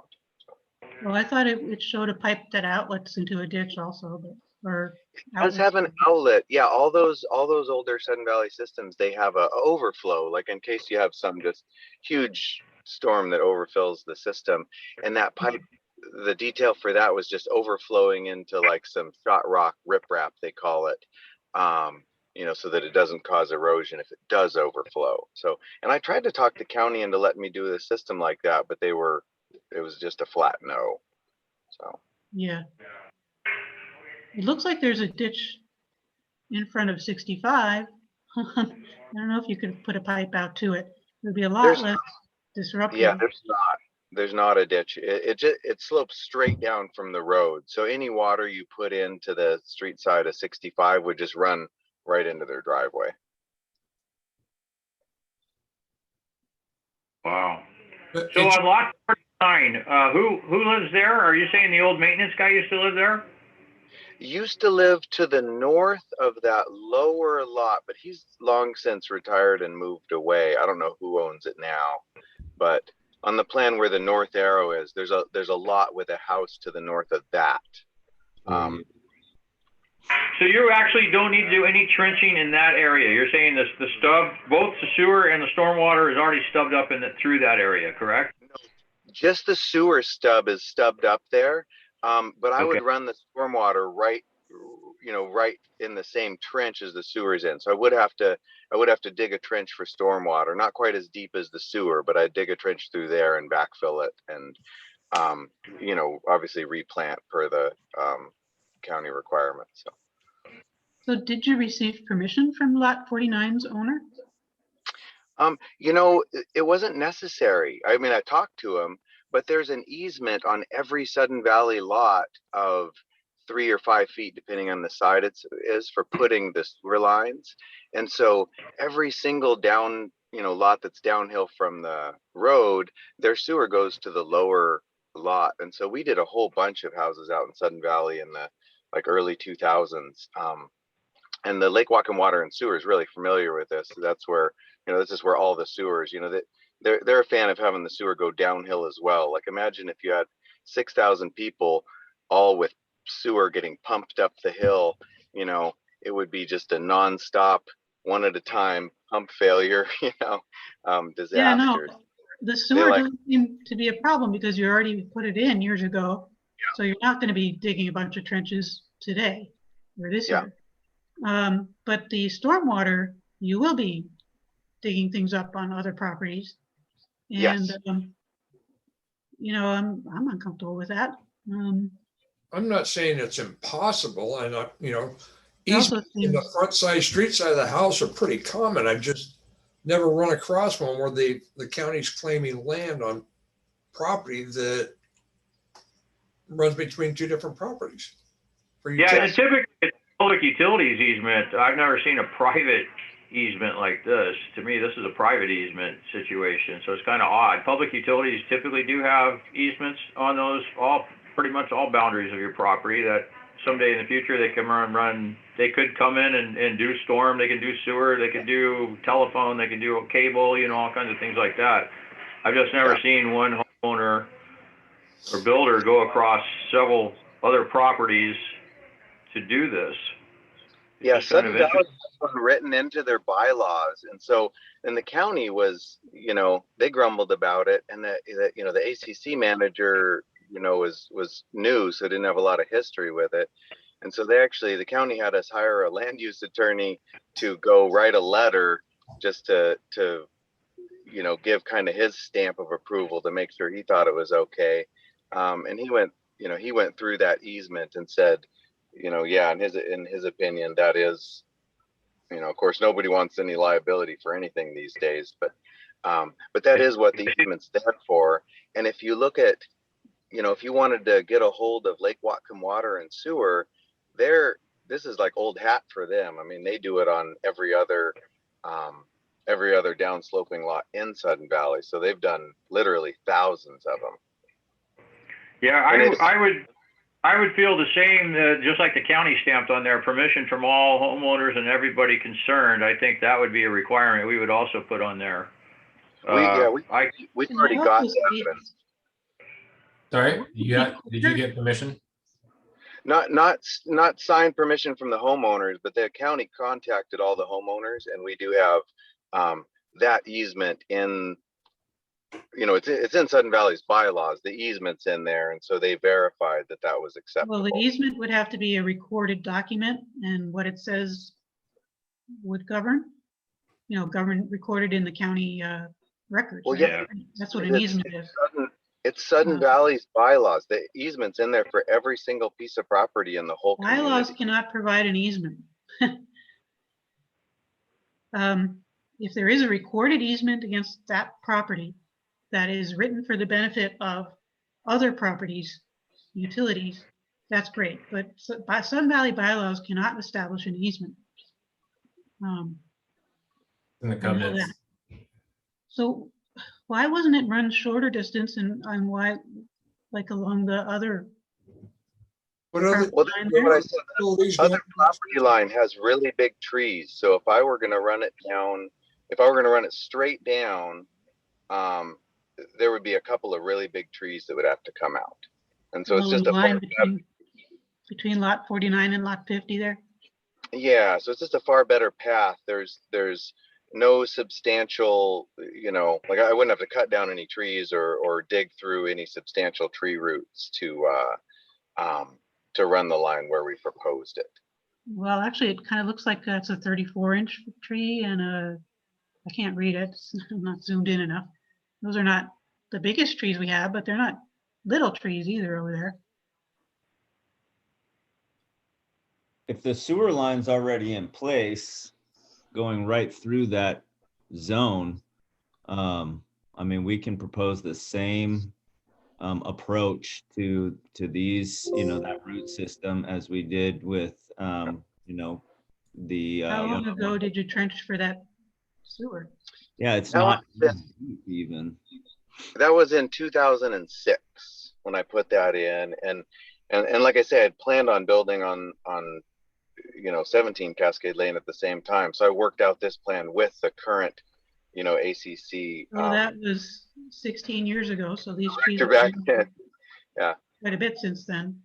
So no, it's not the same thing at all. It weaves, it weaves through those roots without damaging them. So if you use an air spade, yeah. Okay. But if you trench now, you're digging through trees that were 16 years younger when you put the other thing in. Mm-hmm. It would also be interesting to see whether they're still healthy and whether the damage was done back then. Yeah, I bet Joel, you'll find they're looking trees over there. So response from the county when they got that stamped on here, right? Permission from all applicable property must be made. Now they made contact. Did they actually get permission from each homeowner? It doesn't. Sounds like they have not. And I'm looking through some old emails here from Susie and Glenn's time, because this question came up. And there was some back and forth. I can see some with the county and forwarded to me, and I sent Glenn. Hey, here's what's going on, and he sent it to our lawyer asking him to figure something out. And then the lawyer sends back and says, hey, I'm going on vacation, but we'll get on this. And so they haven't heard back from Sun Valley's lawyer, it looks like, but at least not to me. Maybe they sent something to Susie a while ago or back to Glenn, and I just don't. But they've been gone. Glenn's been gone for a while now, so I just asked them if there was any follow up on it. I think getting the permission. If you can get permission from the owners, that's the easiest, best way. Have you heard any response from them? Have they come out and outright said no? I have not heard a response from them. I mean, I can talk to them. Yeah, we can reach out to them and see if they have any issue with it. Yeah. And it would affect lot 48 as well as 49 and 65. Yeah, You pretty know, much just, it would have to be in writing. Yeah, exactly.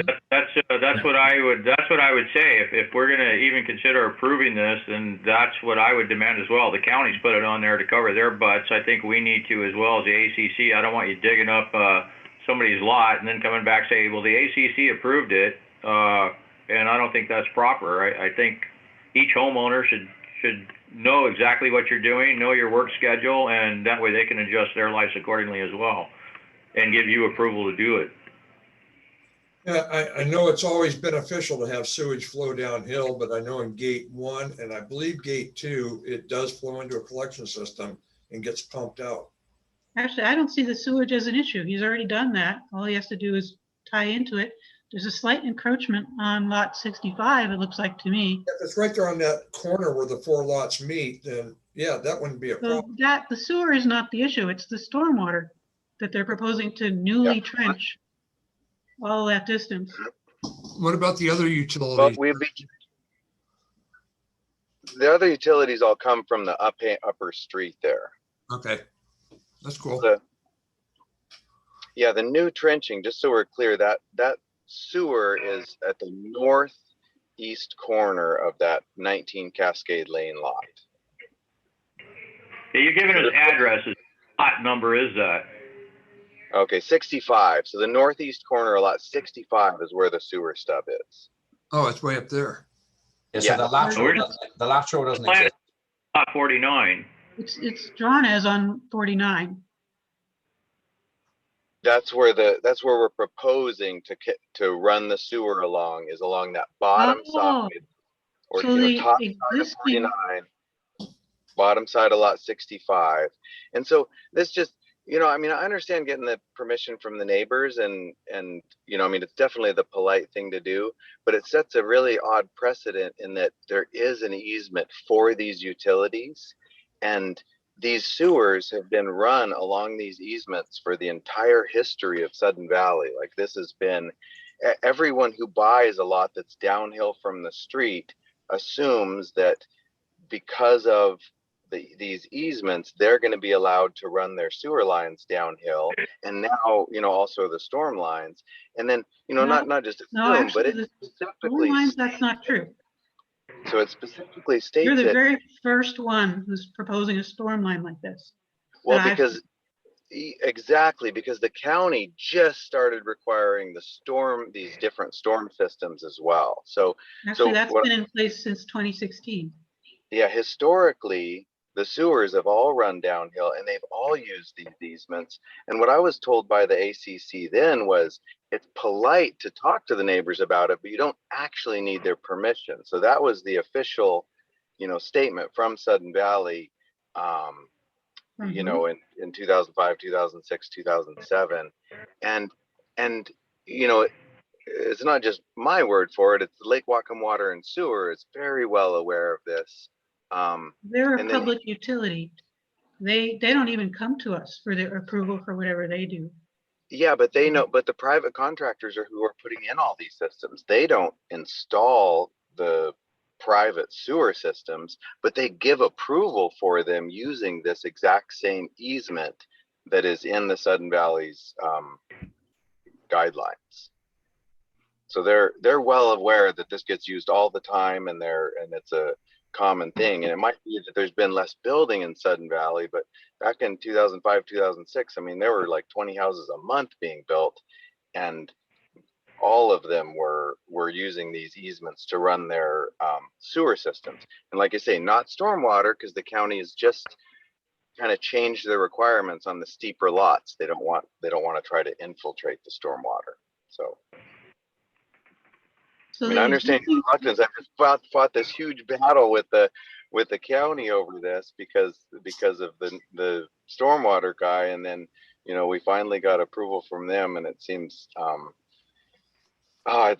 really disheartening to try to fight this whole battle all over again, where this, like I say, this easement has been in place for 50 years. So Where can I find that? Jake, It should be recorded. I'd like to see that recorded. You should have that as part of your submittal then. To be quite, if you're stating the recorded easement agreement, then it should be part of your submittal package that there is an easement agreement and actually what can be put in there. And also, I would wonder why then the county put on there permission from all property owners must be obtained prior to the building permit being issued. Why are they covering their butts? Then we should at the very least do the same thing as for this community and for those homeowners. And if it's not that big a deal, I wouldn't think it'd be a problem for you to actually go to the homeowners and actually get something written, written up that these homeowners are aware of what you're doing. Okay, well, like I say, from my perspective, it does set this interesting precedent that all of a sudden all of these downsloping lots, where historically they used an easement that's in Sudden Valley's bylaws, are now. You're saying, but you're using several lots for this easement. Typically, what you're saying is if to the right or left of your property, you're going downhill, you would use somebody's easement, but you're kind of going on the back of somebody else's lot and then down the side of another lot. That's not even adjacent to your property. Yeah. Well, like I said, it could go straight down, but then that would involve taking out a number of large trees, which is, which is done with easements like this, but it's not the ideal. It's not as good a solution as not taking down a bunch of large trees. So, I have to say, I'm completely new to this. Perhaps in 2006, this was being done for stormwater systems. I don't know.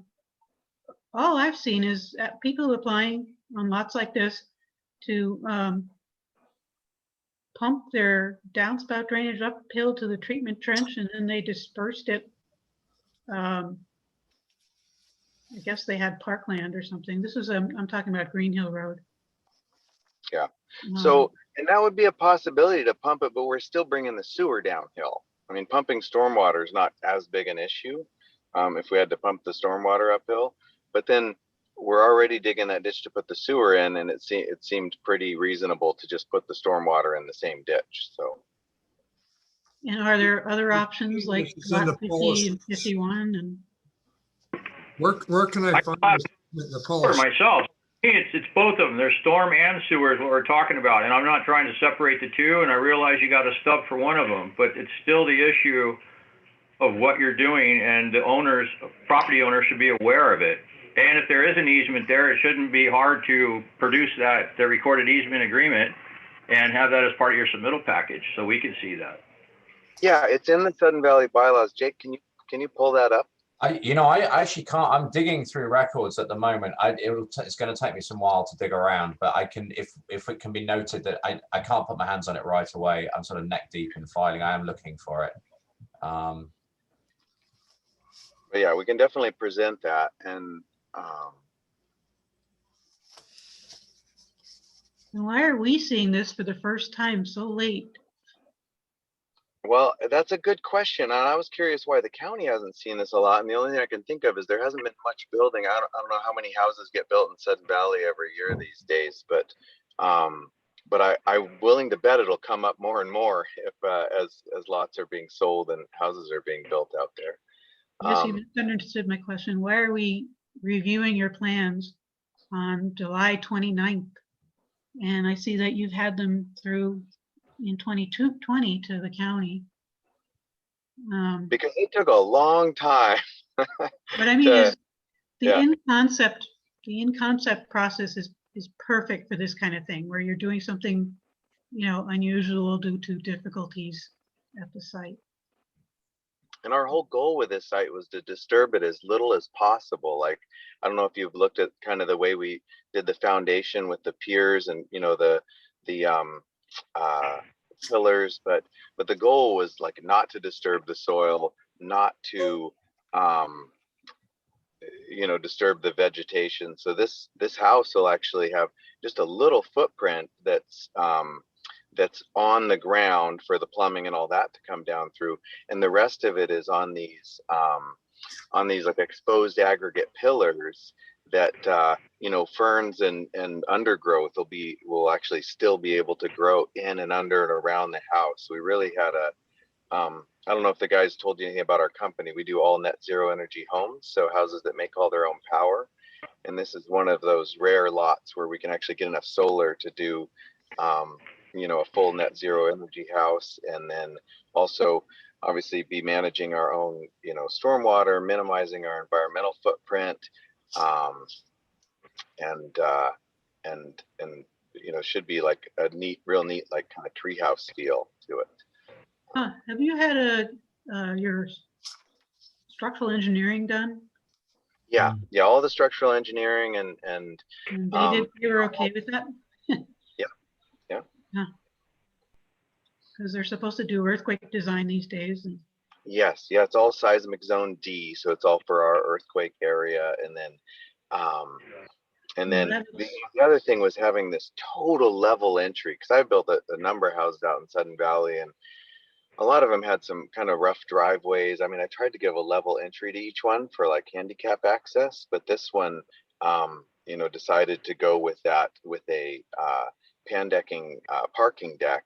So you'll be able to walk and drive like flat right in to get to the, main level of the house.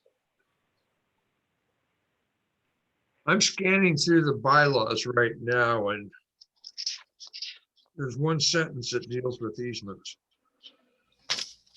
And the bylaws have no legal, they're not, you can't, I mean. Here's the covenant section where it talks about the. Okay, the covenant. So it's in the covenants, not in the bylaws. Number 16, there shall be easements for, there it is, each lot. No lot.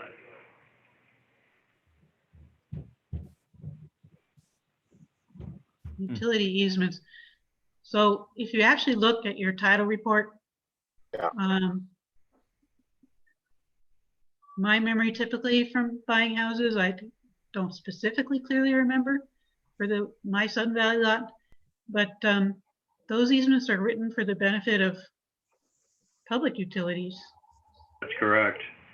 And cable companies were added at some point, or a cable company, I guess.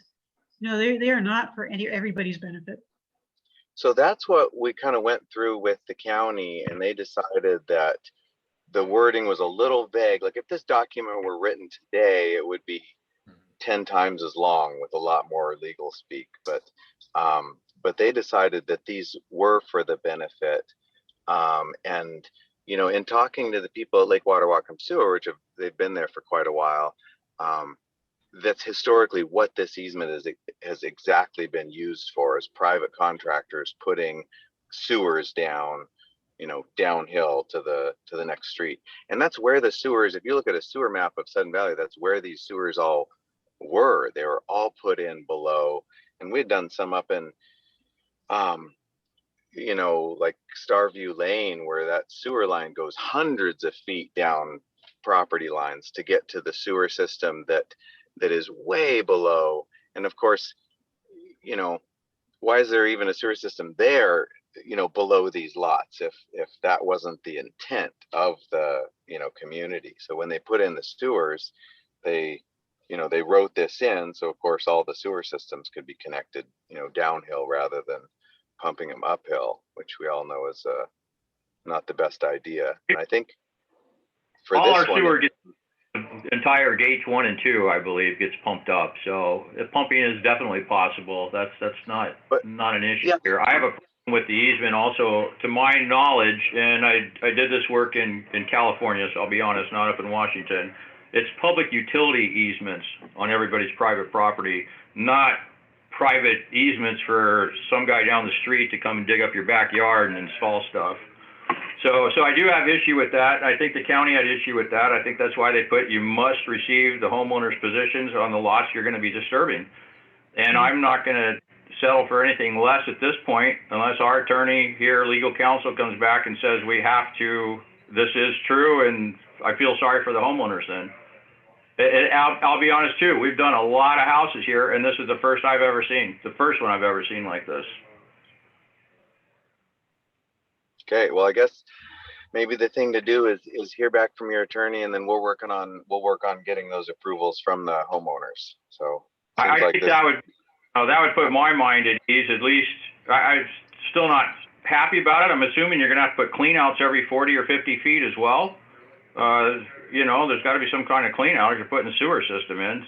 You know, and typically that's usually 40 feet. So I assume you're gonna put clean outs in. Those will have to be maintained or have excess, at least sticking up above the ground. And you know, there's some issues there, and I don't know if any of the homeowners there have a fence on their property, which they may have that you'll be affecting, or landscaping, or things like that. So that's why I think the home is just the right way to go about it. And if in fact the easement does exist, and I'm sure you have no problem showing us proof that there's some recorded easement on those plots that allow this. Hey, Keith, we also probably ought to find out in the restrictions covenants section, every page is stamped with sample. I'd kind of like to know what that means. Yeah, each division has their own, there are small differences between the divisions.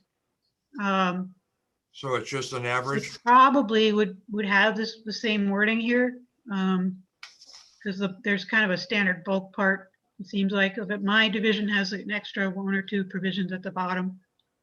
But it's good to see the correct one. If this is the only document giving the easement, then I think we do want to hear from Sudden Valley's attorney that this is usable for, you know, for what the applicant here is saying. Yeah, whether the easement was intended for what you're proposing is what we need to find out ourselves, so. Yeah. Okay, well, yeah, if you guys can get back to us on what Sure. your attorney thinks about your document, then we'll work on getting the getting a you know, permission from the neighbors, so. I think that'd be great. And then so we can move on, get past this, right? We have some other issues, I assume, on this. I gotta go back. I don't know yet. We'll see. Yeah. We didn't get to look at these. Yeah, I didn't either. I think we should perhaps, I mean, we're not going to make the, you know, if we don't approve it at this meeting, I don't see how they're going to be able to get an approval for this year. Are you trying to build it this year? Yeah, we are hoping to build, well, we were hoping to build it last year, but yeah, we are hoping to build it this year, if at all possible. So then it's a do or die, because our application deadline apparently is the end of this month. That's only for receiving the application. Yeah. So they can submit an application today and they can still build. It's going to take longer than that to get answers back from the attorney. And well, let me work on that. Let us work on the easements with the neighbors first, because I think it'll probably be faster to get a hold of the neighbors than the attorney. So, yeah, it looks like you need lot 65 because of the little diagonal part there, I guess. Okay. And also, you know, they should know it affects their trees. Yeah, so 65 and 49. And the one uphill from 49. 46, is that 48? I don't think it's on, I don't think it's on 48 anywhere. Yeah, it affects their trees. Or their tree anyway. Okay. Okay, well, we'll work on those 3, and then I'll leave you in the hands of Jake and Norm. I've got a couple other things I gotta run grab, but I guess we'll keep our fingers crossed and hopefully be able to build this year. We get our ducks in a row here. All right, Ted, thank you for your time. I appreciate it, and not trying to throw you hard, you know, any trouble here. We just want to make sure that this is correct and accurate. So we want to do the right thing as well. Okay, well, thanks for your concern, and yeah, you know, if it wasn't hard, it wouldn't be fun. So we'll get it worked out. So. That's a good. All righty, thank you. Okay, thank you all. Weren't we also going to ask for documentation from the county? Yeah, for recorded easement. Yeah, recorded easements. Well, I think we could talk about it later, or Joel and I, but yeah, I think we need to get the attorney sooner than later. And I know that they're obviously, he's available just because of the other negotiations we're doing right now with staff. So I think I just found that old email and forwarded him asking if there was made a determination on this or not. Yes, thank you. Yeah, let's prod them along so we can get that. You know, would it really matter if they get written permission from the owners of those 3 lots? As long as they have written permission, as far as I know, that's fine. I would think so. Yeah. If the homeowners wanted to do that, I would think fine. The other concern though you do have is it does need to be maintained, storm and sewer. So they need to have cleanouts. And so that could be an issue, you know, at some point in time, the sewer gets clogged, you know, the sewer guy's going to be on someone else's property running a roto-rooter down the system. That or having to dig it up because of tree root damage or something, and then you're on, you know, if the property's been sold. Yeah, so I just want to make sure that we're all in correct. And I know his understanding of the easement is for his use for this kind of stuff. My understanding has always been, and I've been doing this 30 years, has always been public utilities easement agreement, not private utility easement agreement. So, but hey, we're up here and it could be different. So, yeah. I thought like Karen, I thought it was going to be on that southeast corner instead of the northeast corner. Yeah. We really need to emphasize this, you know, in concept when you're doing something unusual. I'll be straight up honest with you, Karen. Wasn't aware it existed. The in-concept review. I think it's a great tool. Yeah. And It's in our policies. It's been there a while. It seems like a lot of people don't read our policies. I know yeah, they're a bit I just long, couldn't but find it, and I would have looked for it, but I wonder if there's a way of making it more visible and sticking it more to the forefront of your, you know, your web, just so we know. Yeah, I looked in our policies while we were talking here. I don't see anything in the ACC policies regarding the even the storm drain easement. So, and I looked up easements, I looked storm drains, I looked sewer. There's really nothing on it here. So this will be a good clarification for us all. yeah. No, I was just talking about the in-concept process where we don't have to be hit with this at the last minute and put on the spot so much. Yeah, it won't happen again. That's for sure. It would save a lot of money for the contractor as well. Yeah, if they have things that require variances or, you know, could be objectionable, they need to like not spend too much money on it before they run it by us. Right. Right, Joel, what else do you have on this one? No big issues on this one other than that. Driveway is good, property coverage is fine. Open space is fine. Is driveway 20 feet? What I was looking at The there. driveway width was 25 and they have reduced it. I asked them to reduce it and I think they have in there. These are not the most recent plans. No, I think it's reduced on the version you had up. I did check that a second ago. Is it 2.6? Unfortunately, they're both 2.6. My finding's gone sideways, but you can see if you zoom in, it says 20-foot driveway, 0% slope on the left-hand side. And you can see the platform's 25 feet wide, but at the property line, we've pulled it back to 20 feet because that's what you wanted. So, Oh, yeah, no, that would be ugly. Wouldn't it? Make a nice gracious curve at least. it's got as gracious of a curve as we can get on it because the rail part has to be structured, so it's got to be a straight beam. If it's a platform, Oh, that's right. It's a sky bridge. you got it. That's right. Oh boy. Yeah, I'd rather see that than street parking. I think it presents really quite nicely to the street. It's small and low, and it's pretty delicate looking. How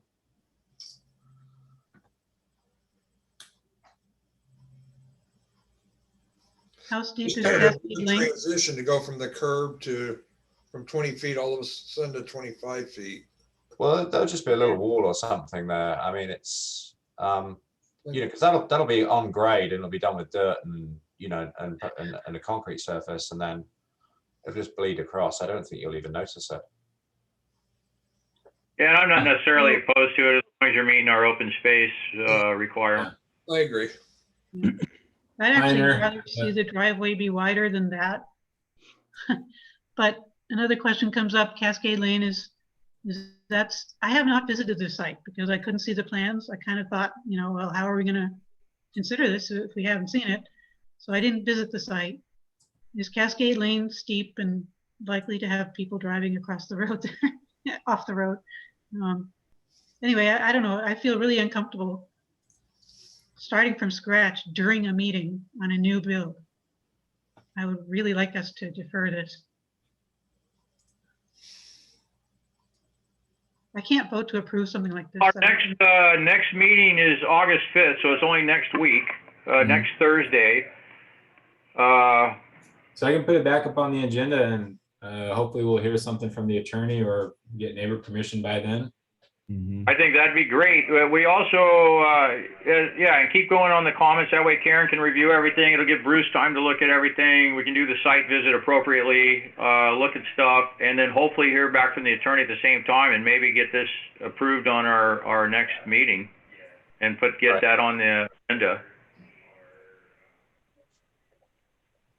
Okay. I agree with that. Do we need a motion for that? Yeah, we'll need a motion. I'll make a motion to defer Can I get a second? with I'll comment. second that. All in favor of deferring till August 5th meeting? Aye. Aye. Any opposed? Is Chad still here? Doesn't look like it. Not.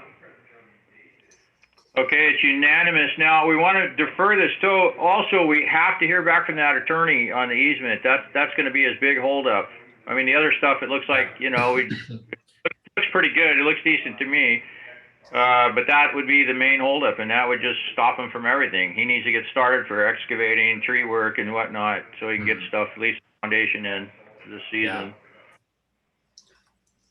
Yeah. Okay, and so have those comments. Deanna's still with us, right? Deanna? Yes, okay. Yeah, I just want to make sure we get all those comments in there. So we really need to hear from that attorney on this one. The attorney or obtain neighbor permission, but I would like to know, moving in the future, just see what the attorney says. We still need to know, Joel, I'm going to say we're still going to need to hear from the attorney, because even if a homeowner did agree to it and then a homeowner sells, you know what I mean? If we know it's legal precedent and hey, it is what it is, then it is what it is. Then we'll have to approve it, and good thing for us to know in the future and for homeowners to know. Yes, plus the documented deed from the county. Yeah, I looped Deanna in on the email chain from the attorneys and Glenn and Susie. Okay, great. Is that Jake and Norm? I appreciate it. Appreciate your time, and like I said, we're not trying to make this not happen. We just got this, so we want to go through your plans, and make a site visit, and then also the crucial thing here back from the attorney. And then so we'll see you next Thursday. I don't recall if that's a morning meeting or a night meeting. That would be morning, first meeting of the month. Okay. Is it 9 a.m.? Okay. Lovely. Thanks for your time. Okay. Thank you. I appreciate your time, Thanks, guys.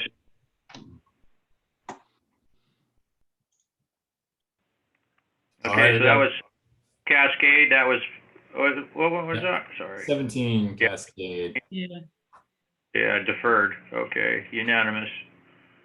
All right, we got 3 more to go. Holy. Two of them are from a builder who's here, Vladimir. The third one is from a builder who's not present yet. Hopefully he'll show up. So we can start with 14 Sparrow, because we've seen this one before. This was a reapproval. So this was approved, I think, where's my report, back in August? Or was it long further ago? Yeah. What do you mean a reapproval? So this is one of those things. Oh, no, this is ACC approved back in 2019. They required reapproval. Yeah, so it was a. Yeah, that's a misleading kind of, because their approval and their fee expire 12 months later. Yeah. So we did a whole new checklist on this one. you know, I think once Then- 12 months have gone by, Yeah. they're not reapprovals. Yeah, no, Clinton and Glenn had to, he did waive the fee, the reapproval fee for Vlad. Is this one of the properties where they were asking for Karen's help? No, No, that, No. that was our last two meetings with Vitali.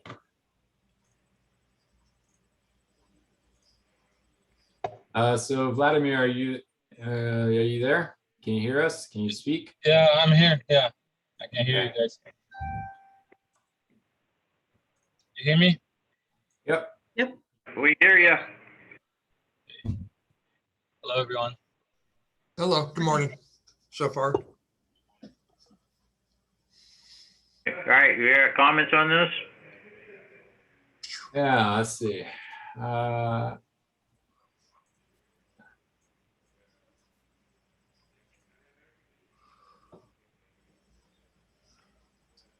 Let's zoom in here.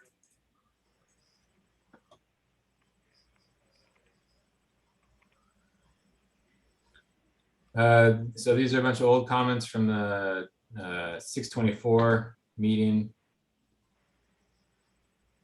We can go over those and then I'll add in new comments in this meeting. Okay, please add a notice. So note added, elevations added. Is that 624 of this year? yeah. Yeah.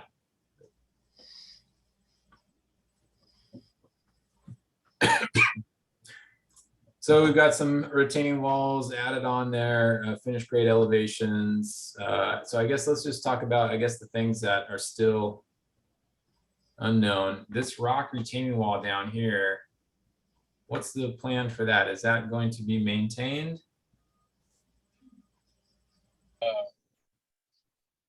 Oh, no, it's going to be removed. On my side, it's going to be removed, but on neighbor, we just maintain it to the, to the property line,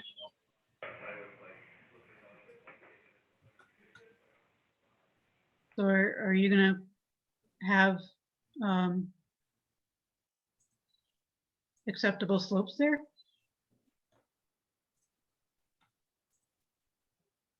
Yeah, there should be acceptable slopes. Two horizontal, one vertical.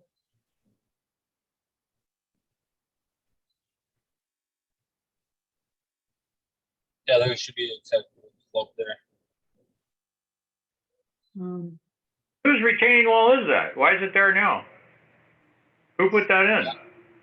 I don't The other know, house, I'm I believe guessing. it's for the probably like benefit, a the neighbor house. benefit of 16 Sparrow here. Yeah, Oh, but if it's removed, then I would question the need for some other wall to retain that dirt so it doesn't start spilling into their yard, but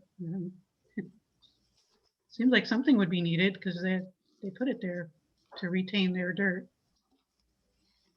Yeah, if we need it, we'll tune it because it's like going to the property, like close to the house, but maybe we're gonna turn it toward the property line to maintain the dirt, Yeah, I mean, I guess you could tell them they need to rebuild it on their own property, Yeah, that's what it probably is. but you should communicate that. Otherwise, you'll have dirt spilling over from their yard onto yours, and neither people will be happy. Yeah, obviously. We'll take care of that. All right, paint colors. Get those up for you. So comments about the orange paint color on this one. Orange? Yeah, where is my file? Oh. Here, I'll just pull I it. mean, painted concrete. Poured concrete. Trim color. So these are the paints being submitted. I don't don't get underneath it says repose gray, and the bottom it says black. What's that? This Oh. is the roof. So it's That's to be a the black roof. roof. Oh, okay. They're trying to trick us. Yeah, siding, trim, accent. This is roof, retaining wall, and this is lighting sample here. So the body color, this is a repose gray. That is a pre-approved color. The trim and the accent colors are not on the pre-approved list. So they will need. And where does the accent color go? It'll go on the front,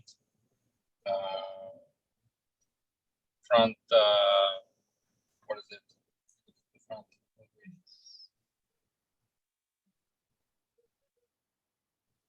Yeah.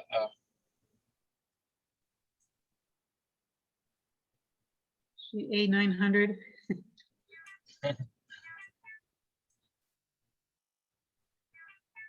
Is that trim color, would that be a gloss or a flat? It's flat. Yeah, it's not flat. It's yeah. So what's the color? Yeah. So I'm looking like if you above the garage level, that's main level. That's that section right there. It looks like shingles. And maybe shingles, yeah. Yeah, that looks like it's a little roof thing, right? Right in here? No, it's just a belly band, I think. It's between the rock and band here. And yeah, band. Oh yeah, my version shows vertical. What's that siding with the vertical? It'll be like cedar. Oh, you saw in hardy plank, vertical hardy plank, and then like cedar shake accent. Yeah, cedar shake on the accent on the gable. Yeah. Also, the brownish color goes on the gable there. Yeah. Yeah. Up at the top. And also, I would think, is he the where it says optional shed roof over garage to break up wall? Possibly right there. I would. Possibly. Yeah, possibly. Possibly.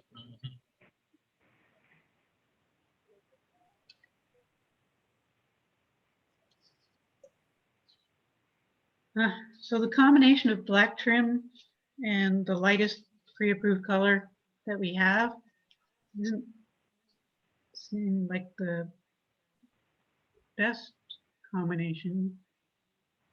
Yeah. Yeah, but it meets our. But Well, yeah, I hear what you're saying. The pre-approved color does, but the trim color doesn't necessarily. It's more like corners, I think. The trim Yeah. around the windows, probably if we use the, like if we use white windows, color, we use white trim, to match it. But Yeah. it's more like corners to give it an accent, look. So you're going to have white trim around the windows? Probably like if it's trim, it's not like a white trim, it's probably like an inch and a quarter, just like looks like a window, like but probably maybe just Yeah, I don't know that it's bad because the roof is black. roof is black. Yeah, it's matched the roof. Yeah. Yeah. And we're gonna have an accent like rocks, like rocks around the garage. It's gonna be like have a black, I think black color there too, kind of match. The garage door will be.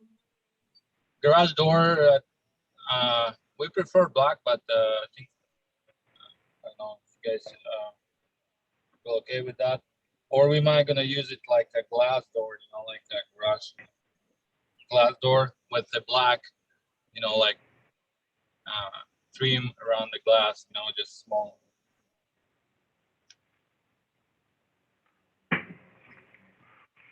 Well, this plan doesn't show glass. Are those supposedly glass panels?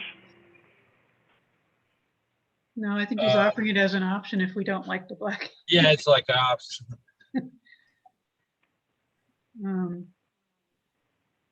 Yeah, I have no idea what it's going to look like.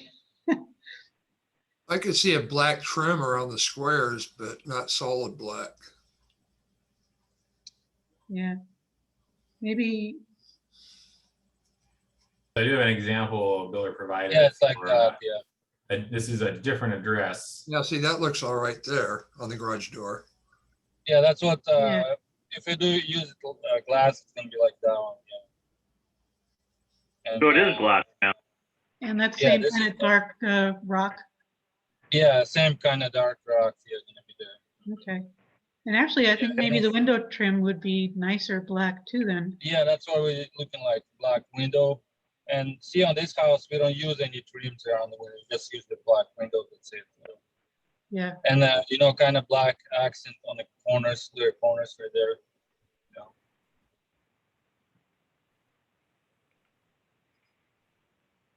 Okay, All right. I'm good with the colors. Yeah, I think I'm okay with it too. Yeah, I'm good with that bronze color as long as it's not a high gloss. No, we don't use any of my glass. Yeah, a lot of trim paint comes in high gloss, so. Hey, Joel, what's next? All right, kind of the big ones about this. Let's see. The big ticket item or items are, creating the slopes and knowing what. Let's see, where is it? Do we have any variances submitted on this one, Joel? No. Okay. No, it's within the height, we have 20% driveway slope, 17 feet 9 inches under definition 2, 34% property coverage, 57% open space. Okay, let's just go through Karen's some of her comments. Saying the home does not fit the site well. Yeah, comment 1 is sort of general. It really, you can skip to 2 and 3. Okay. Finished grade along the entire right south side is 5 to 5 feet, 5.5 feet too low. Existing slope is too steep. Compound it by adding transverse slope and 6 feet between the home and the property line. It's undesirable. Yeah, so I think I mentioned this too with our builder here. Oh, sorry, I want to be on the elevations page again. Yeah, I'm pretty sure that's something that as you're building it, you look at it, go, I certainly don't want water running toward my house. Uh-huh. You'd be addressing that more like a field issue, but yeah, they should have been aware of it on the plans. So it's the south elevation that's the issue. It's been There- straightened out, but it's still 5.5 feet below the existing. Yeah, there have been a couple notes added here saying the final grade along the house may be better served by stepping with stones. Note no, the the whole final thing grade of just- this corner will need to be determined by the slope needed to direct water away from the home. It means it needs to be 5 feet higher, which means it puts the dining room windows in window wells, which is why I don't think they wanted to do that, but Yeah, and if they raise the house, they're gonna come up, they're gonna soon be over the driveway slope limit. could they raise it a little bit? I don't know. I mean, that would help a little bit. Could raise this up to 14 degrees. I don't remember how close it was to, because they're supposed to follow the whole profile, right? With the 9 feet at the beginning and the 3.5 feet at the top. And so the average slope would be a little bit less than 25% for a compliant driveway. Mhm. I did a calculation, but I don't have it in front of me. If you're sharing your screen, I'm not really good at this. Is there a way for me to look at other things at the same time? Do you know? To like to share our screens together. Well, no, what I'm saying is I'm seeing your shared screen is covering my whole screen. I can. You just have to minimize my screen Okay. or minimize the Zoom screen to take a look at yours. So this was the June 24th one, right? But they probably can't raise it much.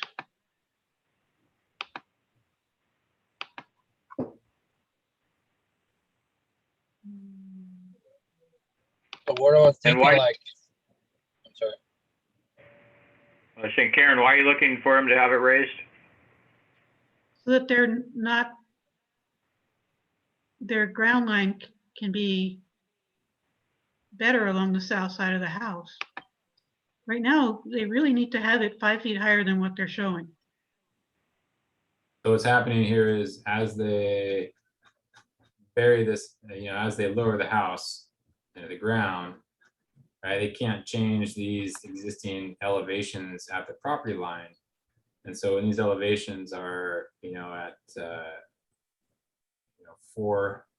400 here at this spot, and then at that corner, the elevations are listed as,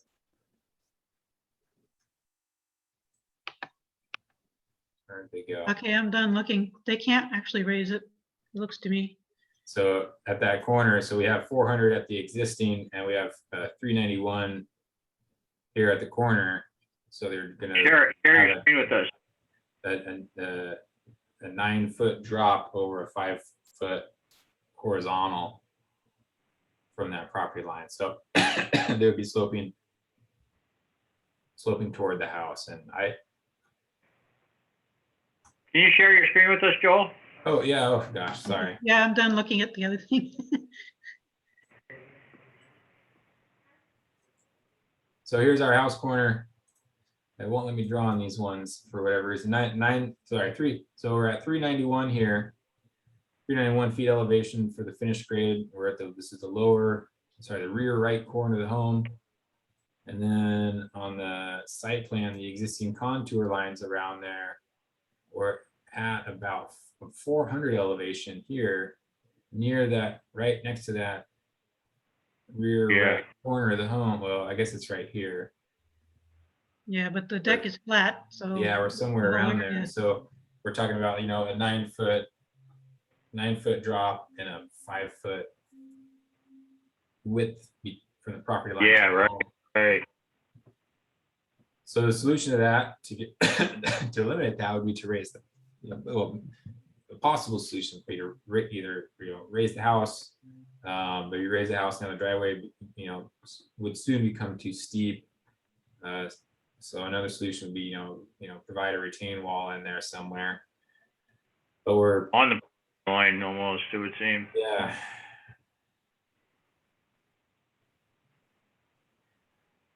Or bury more of the siding. And, Yeah, we can do that probably. Yeah.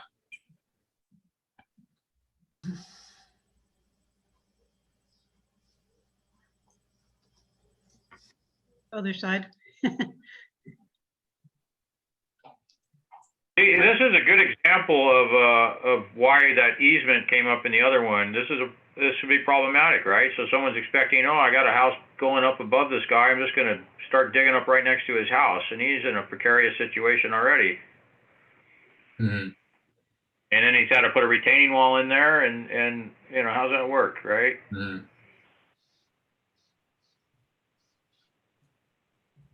So yeah, alternatively, maybe keep that slope. I might find you have to remove a window. There are window wells, but they're Mhm. not real pleasant to look at from inside the house. Yeah, we can put smaller window there in that case. Get it. Yeah, but 5 feet up, for the dirt to be 5 feet higher, that's not.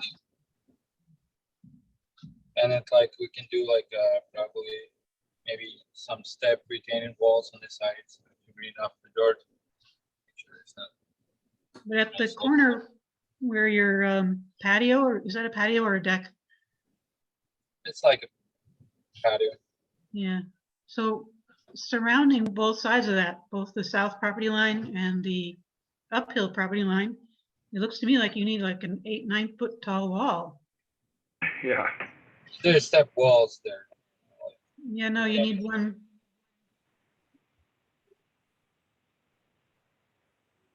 We do like sections, step walls, because we have something right there already. And a concrete wall shouldn't have the footing on another property. Yeah, Ideally, the highest wall should be not too tall and not a concrete wall. yeah, probably just use the block, some kind of rocks or block walls. And then the issue comes, there's 3 trees there at that corner. And you're showing 1 remove, which if we're to believe Bruce, who isn't here at this meeting, removing 1 or some of a group cluster of trees like that can cause the others to go into decline. But also, it's possible you'll seriously damage significant roots of any of those trees. That would be something you'd have to watch for as you're digging.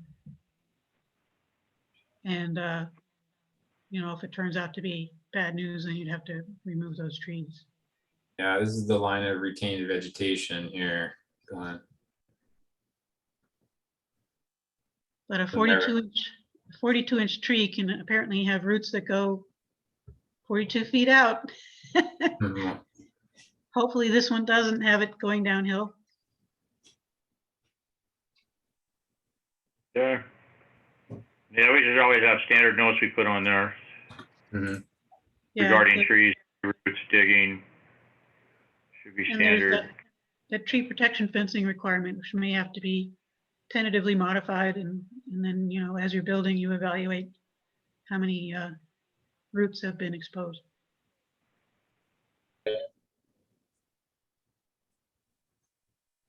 So what else you got on this, Joel?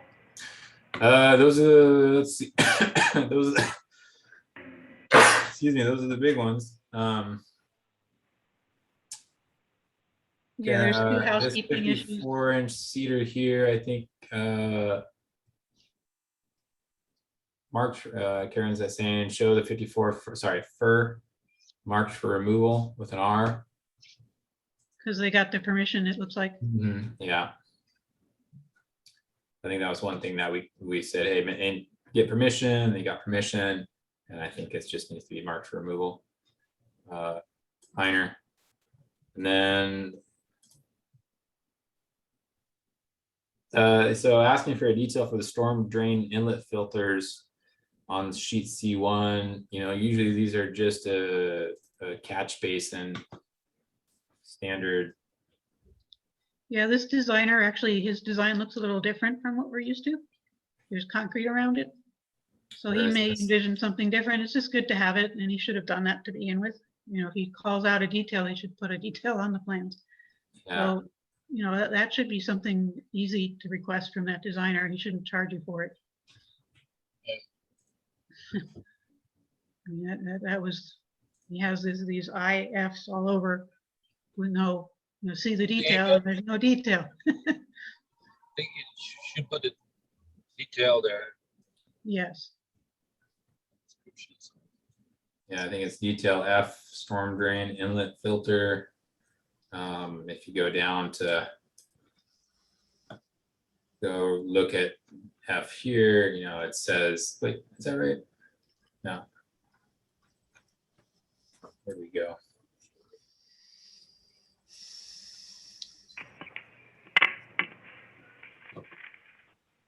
IF.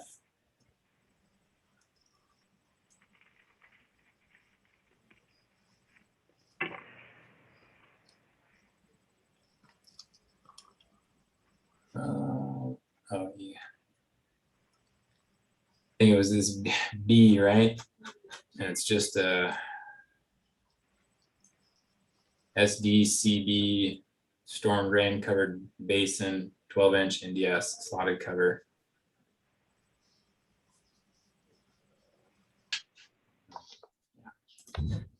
Those, I mean, that's the only real concern I have here, and the big one is just, you know, maintaining, creating those slopes around, especially around this rear and right side of the house. So it does look like the Atlanta updated that from what I have. Does this look different than what's in the drive? Well, what I downloaded originally when it was considered on the 24th, they just had these IFs all over the plans. They didn't have A, B, C. I didn't look at it again, actually.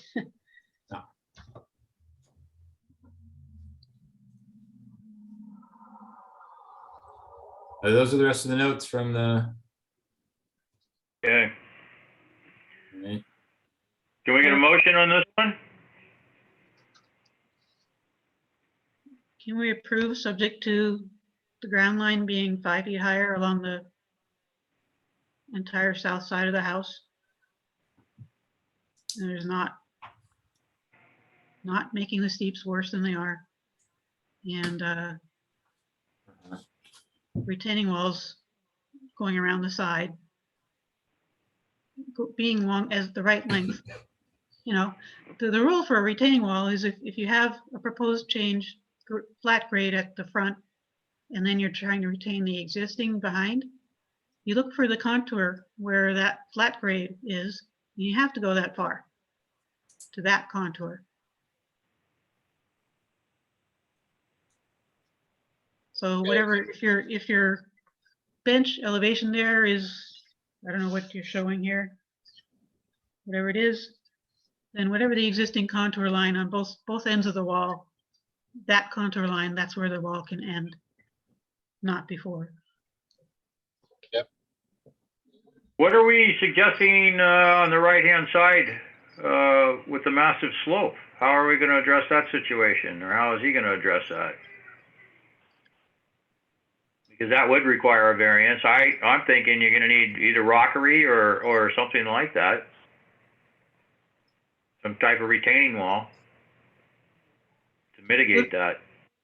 If he goes flat from the property line to his house, in other words, that the slope is only front to back, I don't know that you can do much better than that. I don't know. Okay. I think it's All best. right, and then, yeah, go ahead. Yeah, let's look at those.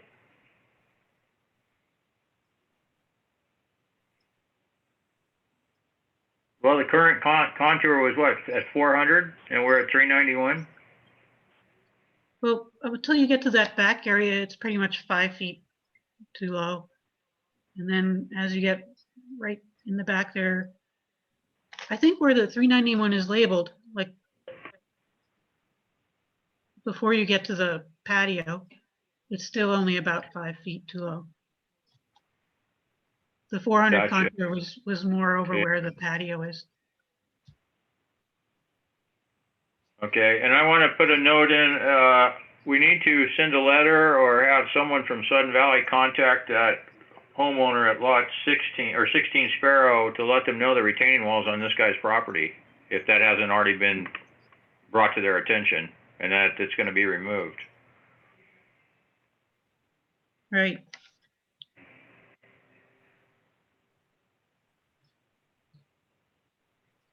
So I don't know whose job that is. That's You're talking about the retaining wall in the bottom there? Yeah, I think we just gonna leave it on the neighbor property. We just you know, remove maintain on you know, our property, you know. Yeah, that's what I mean. We need to let them know that they're going to end up with half a retaining wall. They're going to have the front half be on their property, and the back side was going to be removed because it's on your property. We just need them to be aware of that. Yeah, maybe you guys need to try and to something, done. yeah, something needs to be done to make sure that their yard doesn't slide down into yours. Yeah.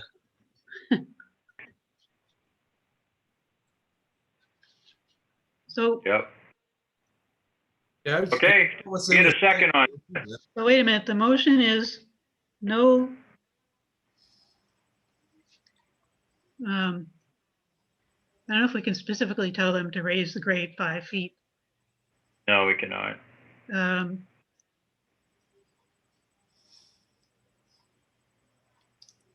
do not, well, I mean, we can say match existing grade on the side lot, because that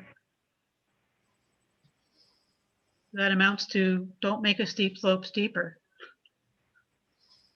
And don't slope towards the house. So maybe we should say that.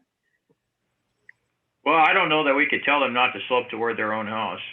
Yeah, no, that's, I mean, that would be common sense, right? But I don't think that's a policy thing that, I think we don't want wet crawl spaces and wet foundations It would be a And, maintenance nightmare, but and tree roots tempted to try to invade and things like that. I think it's just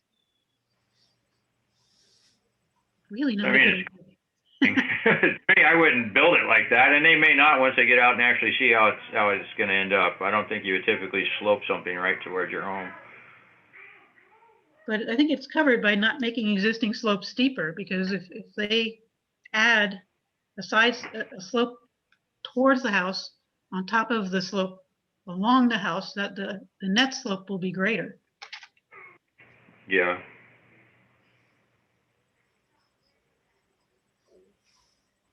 Make sure, But if it's over 2-to-1, there's nothing we can do about it, right? yeah, I mean, we could, in theory, require them to step up the side, but they can't do that because they have to meet existing grade at the property line.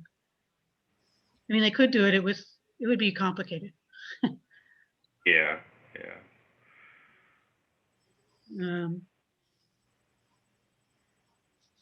Make sure retaining walls are adequate to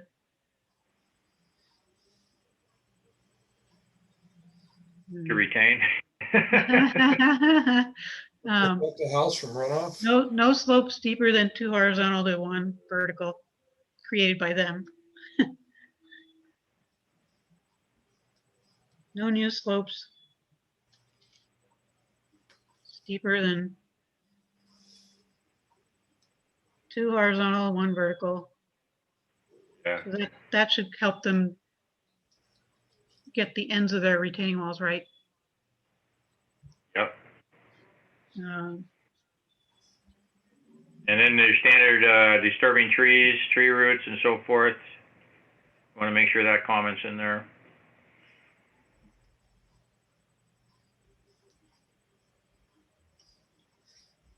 If substantial tree roots are disturbed during excavation, arborist opinion should be called in, maybe. Yeah, that would require some close inspection, probably on Joel's part. Mhm. Yeah, that's something Joel will determine. Does Joel normally have the authority to call in an arborist? I mean, Not- I don't, but Yeah. ACC He doesn't coordinator does, and I can make the recommendation. Yes. You know, I observe, report, you know, take photos, and say, hey, we need to have an arborist. So I think Well, we should- Joel, you on your inspection, when you do an inspection, if you see something severe, you should, at that point, you should have the authority to say, we're going to need an arborist report to clear this tree. Oh yeah. Or Yeah. Or we can say either an arborist report to preserve the tree or remove the tree and replant. Yeah. I don't know if I have the authority to call out the arborist, because I mean, it would come out of, you know, Sudden Valley Fund, and I think that would be ACC coordinator stuff. But I mean, well, you have the authority to stop construction, do you not? The ACC coordinator does. Yeah. Okay. As I know, right? Yeah. So yeah, everything goes, as far as I know, all the letters that are written, everything goes through ACC coordinator. All right. Make your recommendation to Deanna, and then Deanna says you do an arborist report. Right. Got it. Yeah. Right. I observe, report, and advise, and Perfect. I mean, we could consider putting as a condition of this approval, if substantial tree roots are exposed during excavation, they need an arborist report saying it's okay to leave the tree, and otherwise they should remove and replant. Could they scratch the surface there to see what roots are there and then have an arborist report? If it's pretty invasive before they cut them? Yeah, as long as they do that in the same construction season, so they can get everything back for erosion control by the end of the season. I guess. I don't know. Or we could, I mean, our standard procedure would be if Joel notices like these big tree roots hanging out. Then, I'm sorry, can I have some? then the can I say coordinator would have that emergency tree authority to tell them. I think that's already in the policies. Yeah. Are you done with your comments? Yep. Oh, I know. I mean, Karen. So Karen, you got all your notes. So your motion is move to approve with your comments. Yeah, making sure existing slopes are not made steeper and no new slopes steeper than 2 to 1 are created. I guess this covers everything. The tree root Yeah, thing, and I'm sorry. Go ahead. I think the tree root thing is already covered by that emergency tree, hazard tree thing in the policies, right? Okay, and we want to make sure that we get notification to 16 Sparrow Court regarding the retaining wall. It's on their property, and so part of it will be removed. So they can just expect that to happen. Any other comments on that? And coordinate with 16 to make sure that there's no unstable slopes created by that. Yep. Okay, can we get a second on the motion? I'll second. Okay, all in favor? Right. That was Chad. Any opposed? Okay, passes unanimously with comments, conditions. All right, Joel, what's the next one? 34 Sun Valley Drive. It's number 2 on the agenda.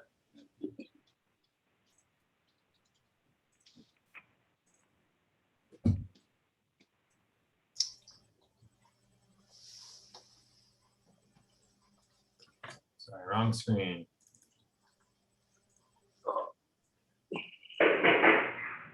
Where are we at here? All right. So we are at maximum driveway slope 25%, and this is maximum without the garage transition shown. Ooh. Comment, has been made, a couple times. Is also on, Yeah, the batteries are down there. Screws where? my preliminary review. Needing slope change at the top of the driveway, so they are being shown on the plan. There's a more obvious place than that. Kind of hand drawn in there, but the rest of the slope, the rest of the driveway slope isn't changing, and then I don't see how mathematically.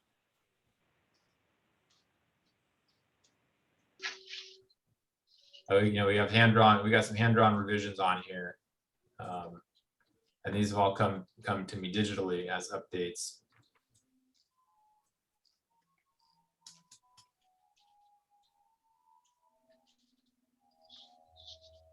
So they haven't addressed your comments? Well, just that, this driveway one is my only big issue. This is 34 Sudden Valley Drive. Yes. Well, they're going to be, do they have to have that swale in there, or can they put a culvert under? He's got both listed. Let's take a look at the map. Because he got culvert written down there, somebody did. And yet they put a swale. Did they ever label their garage slab elevation? I have as it doesn't.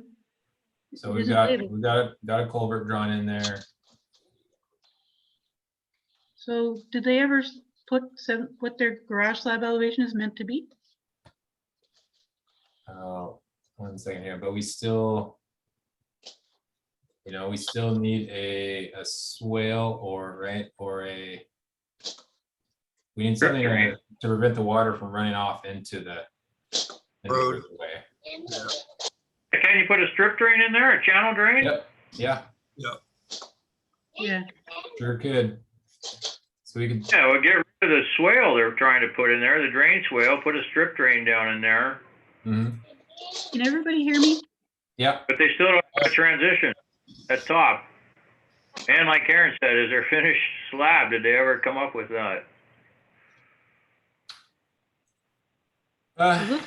you know, looking at the garage slab on here, it appears to be somewhere between, what did they say, 75, 75.5.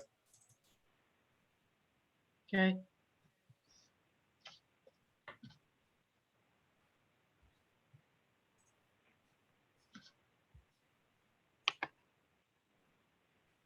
These are old. Yeah, and I think that response came back from the builder. Yeah, 75.5 is the garage slab. Okay. So if I want to go look at something else, is it safe for me to click view options and go let's see, exit full screen? Or- Yeah, probably. Okay, great. Some other comments. You know, showing retaining walls, where the outdoor lighting is going to go.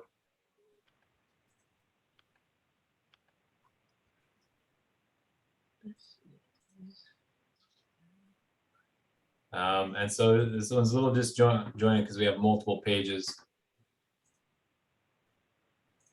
that are all separate. But we do have a couple rock walls that are being proposed in this rear rear right corner.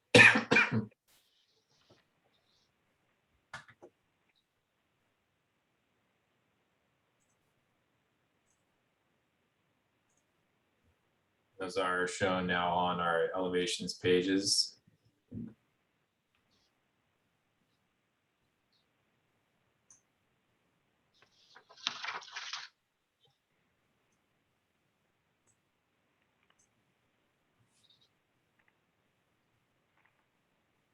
Now, originally I had asked the builder, you know, you're not meeting the height requirement here based on this,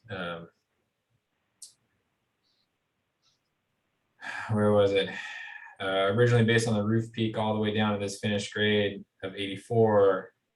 I think I originally said, hey, you're not there on this height requirement, you gotta meet that. So it was proposed that you know, increase the finished grade on the rear, so you see some edits going on here. And then I went back and, you know, measured it a little differently and took this left, I think it was a 92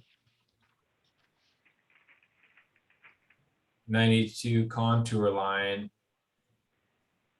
It relates a little bit more, and took that off of from the height from the rear of the house, and he's within it. So these two walls with this increased elevation in the back could be taken down and still satisfy the height requirement.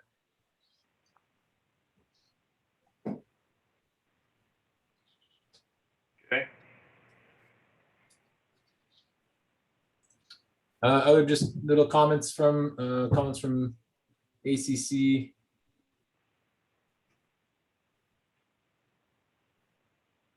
Avoid trenching utilities, avoid damaging the roots. Finished grade elevations are on sheet A5 if you're highly unrealistic. Even the need to match existing grade at the property lines, and the fact that no disturbance, neither cut nor fill nor removal of existing vegetation is allowed within the drip line of preserved trees. No slopes fewer than 2 to 1 should be created. So and we're looking at we're comparing these proposed elevations like 84 on the left side, right, to where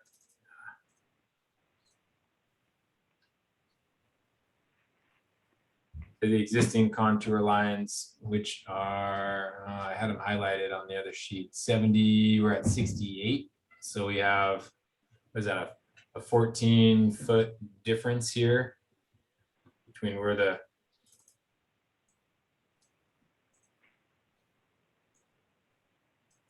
between what's being proposed is 84, go 14 feet down to the existing contour. So,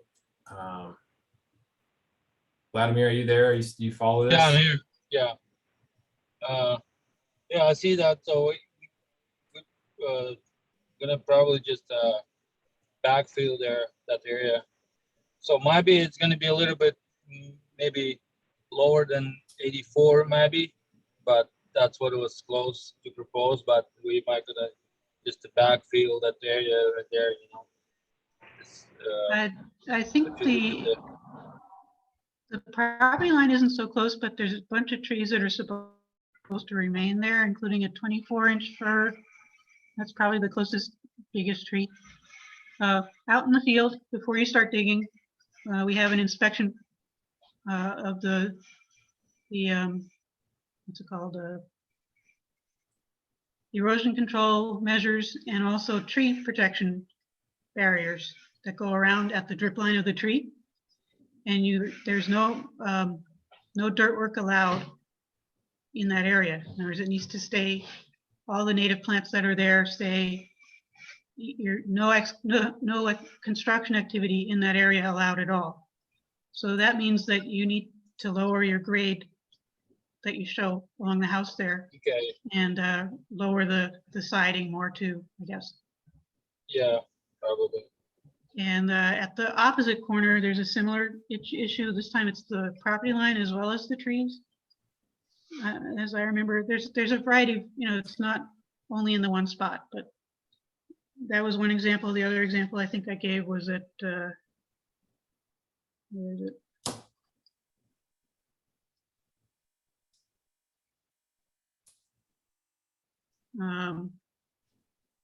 At the left wall, the front is 7.5 feet higher than existing at the front property, at the property line, just 5 or 6 feet away.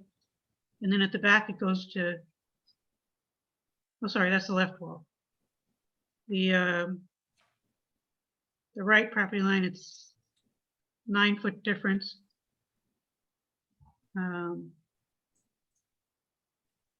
There's a 93-foot contour right opposite the 84. So I think that must be in the back. Yeah, the right rear corner Yeah. of the deck. Mhm. So that's why I guess you put walls in now. My plan didn't have any walls, so.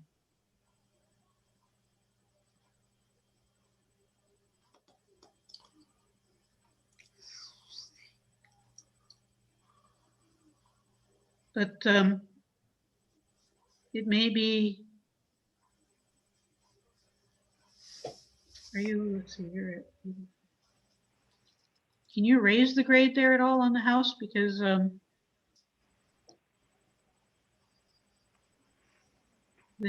very close there.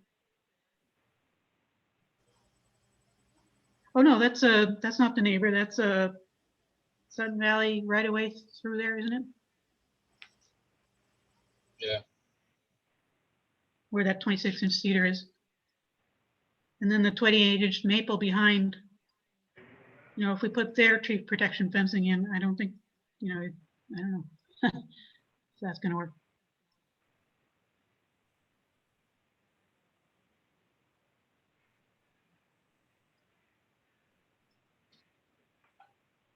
So it may be necessary to either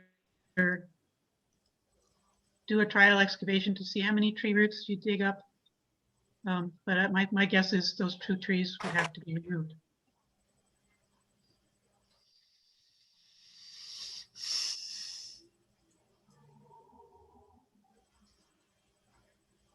Yeah, and don't we need a variance on the retaining wall? He's going right in the setback. Yeah, that would have been true of the last one too, I guess. Yeah. Yeah, because this one is pretty similar. They're doing the same thing, only this time they are putting the retaining wall in, which is good.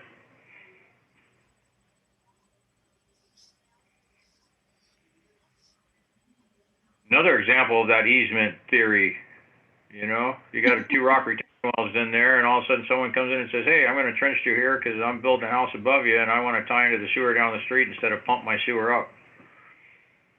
Yep, that's true.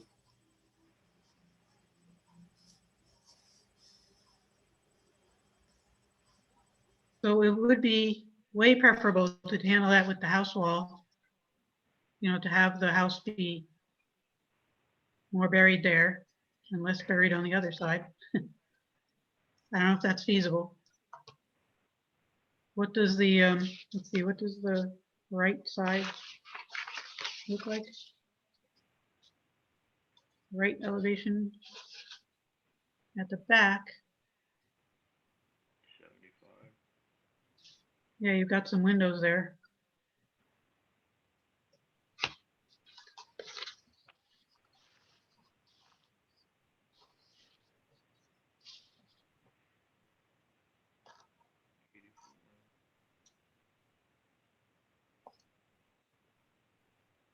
Yeah, you're 9 feet lower than existing ground, just a few feet away.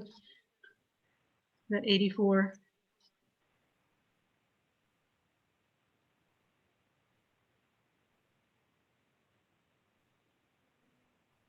This is the kind of thing, you know, when we say that the house needs to fit the lot, this is the kind of thing that should be looked at before the design gets too far.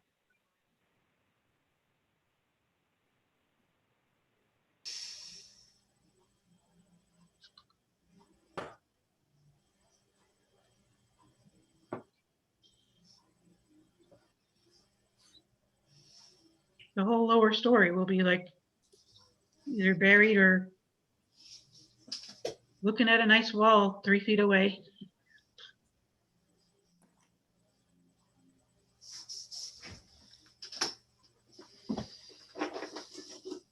Yeah, there's a lot of houses like that up here, though. You got the whole back of the house buried, first floor, you know, and that's what you're looking out, looking at 12-foot high retaining wall.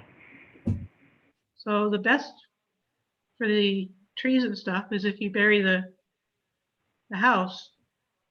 But obviously that means that whatever that room that is doesn't have a window or has a little tiny window up high.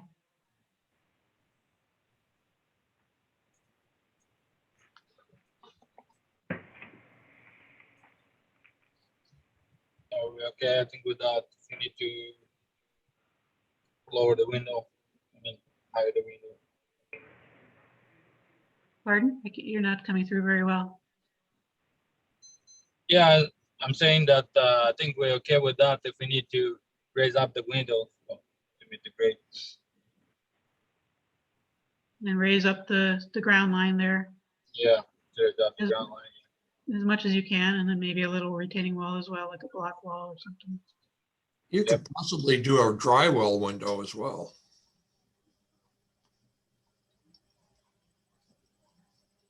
But then the whole patio is also not going to be very pleasant.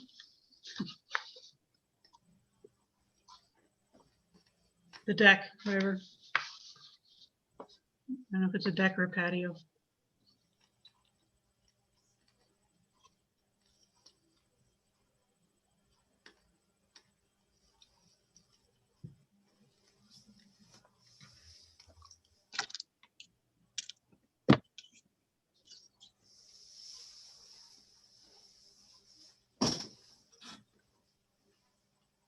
Yeah, I mean, raising the ground along the house only goes up to the back of the house, and then what do you do about the patio?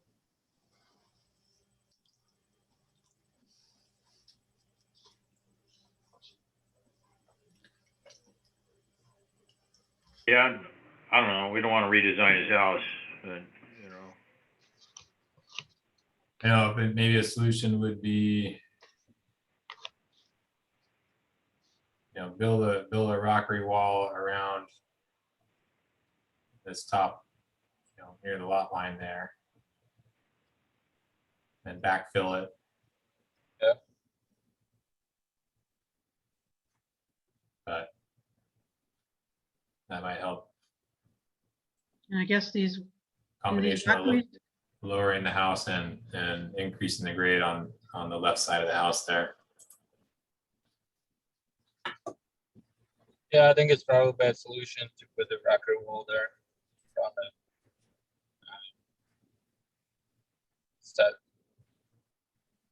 setback line.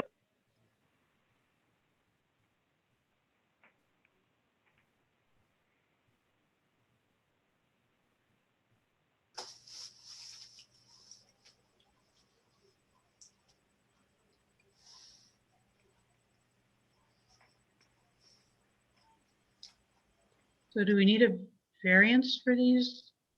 For rockery within the 5 feet?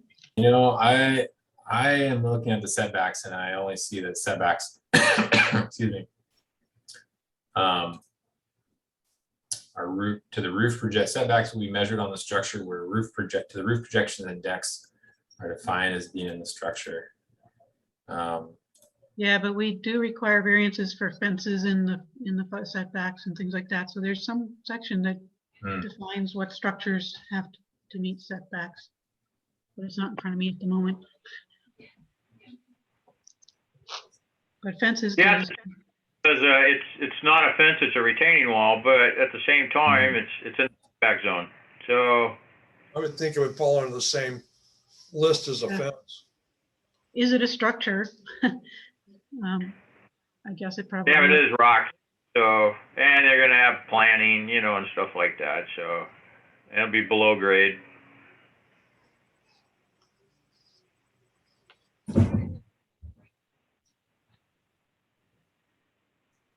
So our comments, strip drain in lieu of swale for the driveway. I Yeah. believe that makes their driveway fine, I think.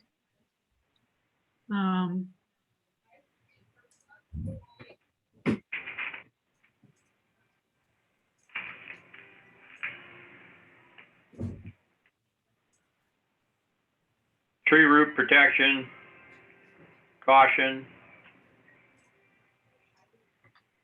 disturbing. Okay. Make sure none of the work will require dirt work or grade changes within the drip lines of trees that are to remain. And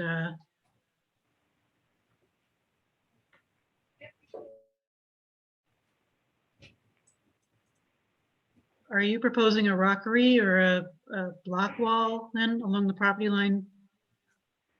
Let's see. Probably like either rocks or like cement blocks. Well, you know, Those landscape block type of things. yeah, landscaping ones. Yeah. So wall along on your property, but close to the property line. Yeah, right now it says at the bottom there, rock wall, 3 foot high, 2 of them. Yeah, rock wall right there. Yeah, I think they need to be higher. Wall of length and height sufficient to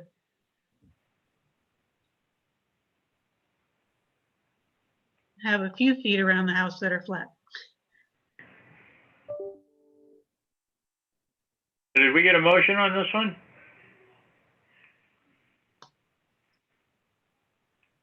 Move to approve with comments.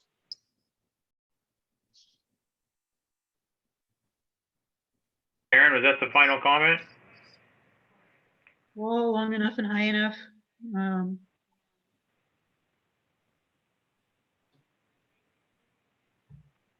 Yeah, I think so. So who moved, Chad? Tom. No, it wasn't me. I think it Oh, was wasn't Chad. you? No. Oh, it was Chad. I thought it was Tom. Yeah. Can I get a second? Did we determine what we're gonna do with that retaining wall that's right on the property line? I think we decided it's rock and it's gonna be basically landscape looking. So I don't think he's gonna need a variance for that.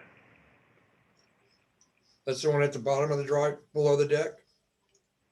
No, no, this is a different one. Yeah, There's no existing wall. They're proposing a wall along the back right side. Right. Yeah.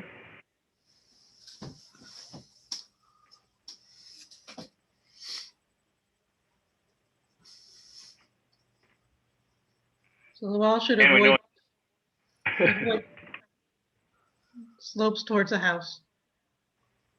Yeah. That's what we should have seen on the last one too, something like that. Okay, so Chad moved, I guess? Does that still stand? Yeah. And we're Yeah, still waiting yeah, on it. I still moved with just with your comments on the retaining wall.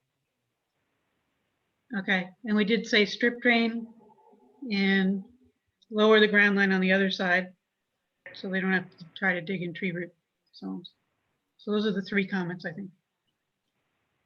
So Can I get a second? I can second it. Okay, all in favor of passing with comments? Or approving with comments? I'll go. Yeah. Any opposed? I think it's only us anyways. All right, it's been approved. Okay, thank you so much. Thank you for your time, I appreciate it. Thank you. Have a good day. Hey guys, I gotta hop off. I've got a 12:15. I gotta get on to. So Chad, thank you, man. I appreciate you coming in today. yeah, no problem. I didn't wasn't much help today because I've been traveling all day, but it's good to hear everything. So if you guys have any questions or anything, just shoot me an email. I'm happy to jump in wherever. So All right, man, you got it. And thanks again for being here. I appreciate it. yeah, Thanks, have a Jeff. good one. Thanks everybody. All right. Bye. All right, Joel. It's our All last right. one, right? Last one, 4 Twin Flower, and Pavel just joined us here. Let's give Pavel, can you hear us? Are you there? Yes, can you hear me now? Yeah, welcome. Yeah, sorry, for some reason I thought it was on Tuesday. I apologize.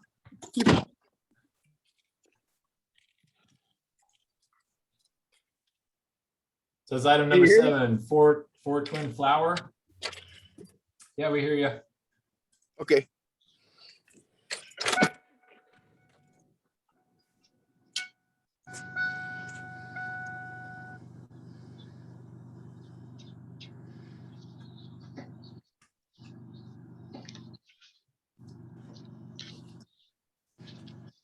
All right. Got a lot of things open here.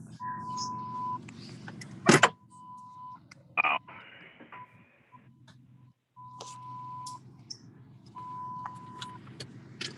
Make it comments.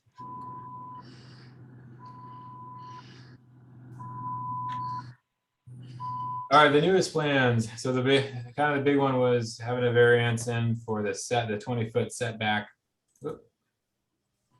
The front of the house, we asked them to move it back once.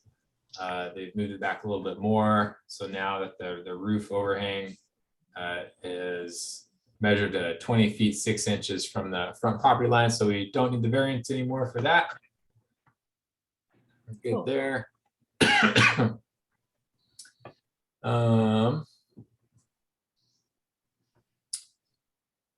Looking for a driveway profile.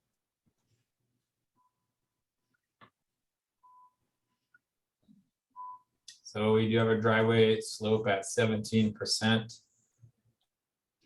So we don't need to meet Did we that check the map? 18% right at the top. At the bottom,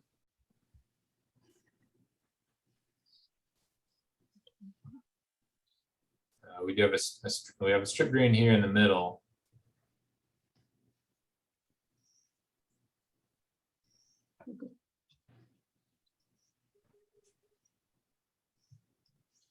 So we're looking for, let's see, either a strip drain or a swale at the bottom of the driveway still. Yeah, I thought their driveway wouldn't violate our standards if it had the swale. Yeah, I think he is well within the. It doesn't seem that steep. Hmm. So still need to see a swale in the driveway.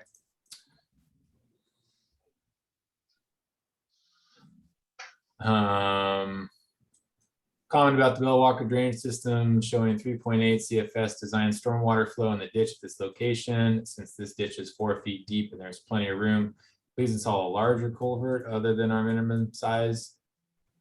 I wish I knew how large is large enough. 18 inches probably okay. Yeah, we can do 18 inches, no problem. Thank Okay. you. Let's see. Please identify the maximum size of non-native landscaping area per the stormwater. Would that be on the landscape plan though? Yeah, I think this is there? our most recent landscape plan.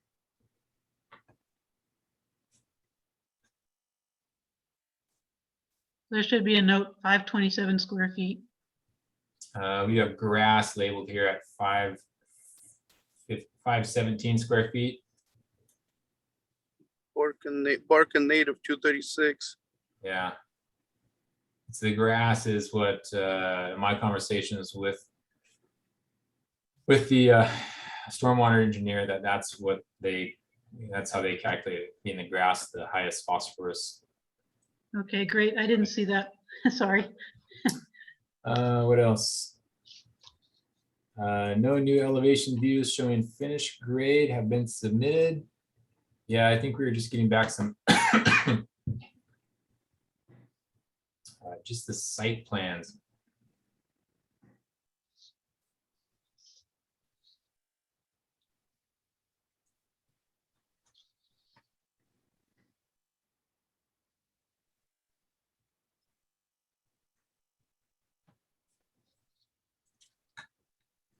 Let's see.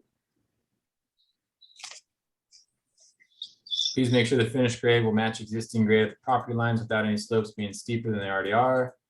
Use retaining walls where necessary.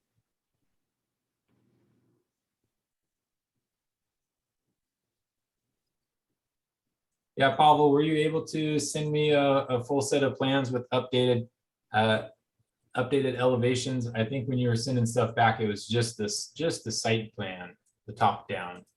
I remember Heidi sent something to me. I'm thinking if I can maybe look it up right now. Is it gonna cancel me out of a meeting? I can forward it to you once we get done. I think she sent it to me. It's it had a separate page on it. So I think if you,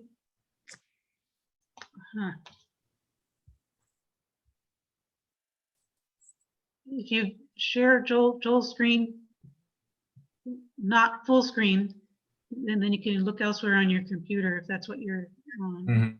I'm on the phone though. Oh, I don't know anything about the phone. You can sign in again, I'm pretty sure. Yeah. Okay, let me see. I'll try to find it real quick, okay? Sure. All right. Thanks. No, I think I'm still on. I just don't have a screen. Okay.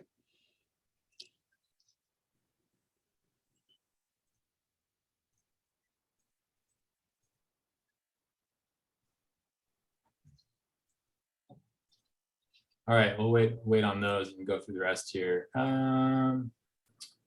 Garage floor elevation on the landscape plan is 693, but 694 on the site plan.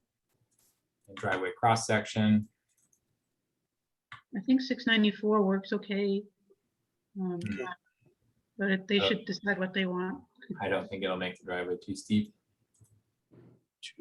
Whether the rock retaining walls in the back make any sense is difficult to determine since finished grade elevation is not entirely clear. If a flat area at elevation 707 is intended between the home and the wall needs to extend around both east and west sides to approximately the existing 707 contour. And the wall adjacent to the patio would have to be 7 feet tall for the top to match the existing grade of 714. Note the policy requires scale elevation volume retaining walls. Joel, I just emailed it to you. Okay, thanks, Pavel. I see it. I think it even shows a retaining wall on that page. Oh, all right. Yeah, I haven't seen these.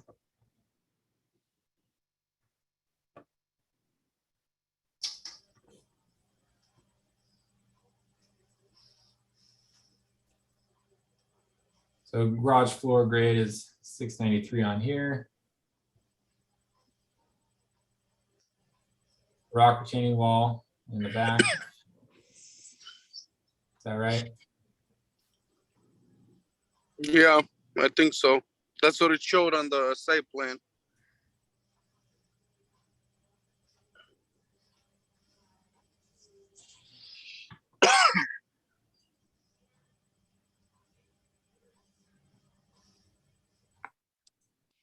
Okay.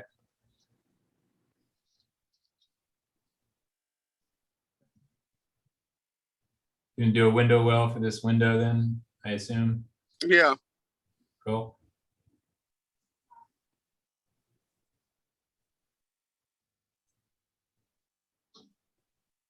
Okay, there's the rear.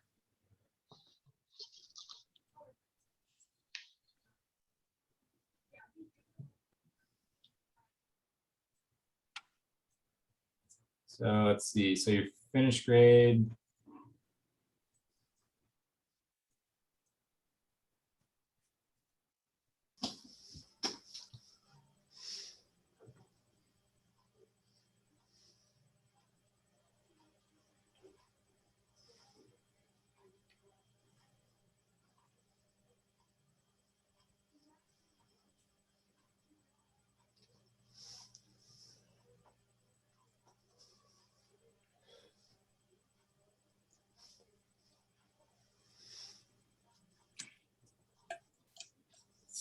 All right, well,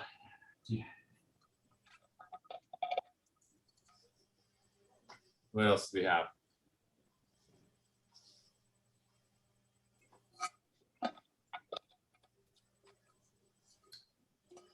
So then on the site plan, it looks like the retaining wall. Where'd it go?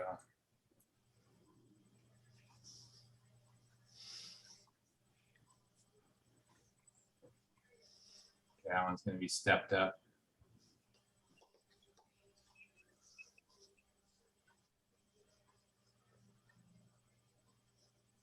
Okay. So the wall should wrap around where as necessary to, obviously so that the difference between the wall elevations in front and back are the same. Have them taper down at the ends. Yeah, so they Wrap need to around the wrap house. around Okay. on both ends, I think. They need to find that contour line.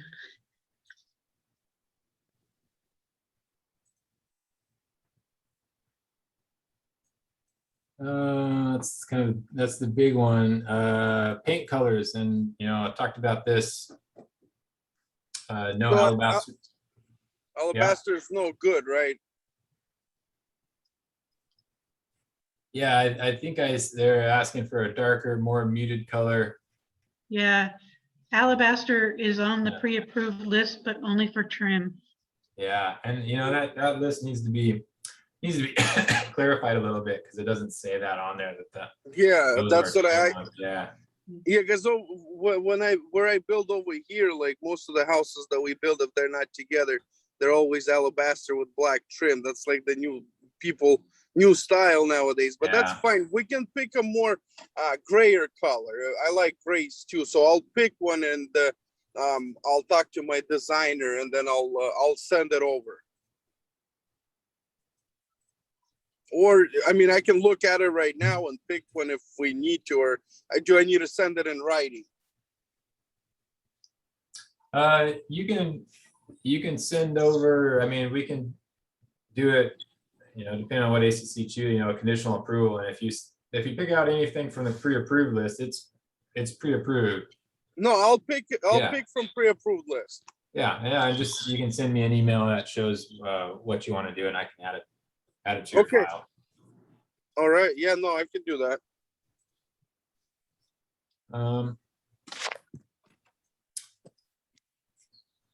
Those are the, oh, and then where will the exterior lights go? Exterior lights, I had a sample in there. They're like they look like barn lights. So there's no light showing, and it's like it looks like a barn light that there's a cap over it, so it's not shining up, and you won't see the light because there's an LED strip inside of it. So there's no light bulb. I mean, where I guess the question is, where are they going to go on the? There's gonna be 2 on the garage, 1 in the entryway, and then 1 in the back. Okay. So the question I had was, if you're standing in the street, will the bare LED give you glare in your face? No, it's tucked in underneath. And there's like, it's like I had a picture in there. I don't know if you can pull it up, Joel. If not, then yeah, I can tell. But no, you won't see the strip, or you won't see the light. They're gonna be shining down, and I have them on my house, and it's like a barn light. But the house sits high above the street, kind of, I think. Maybe not that high. It's hard to remember exactly.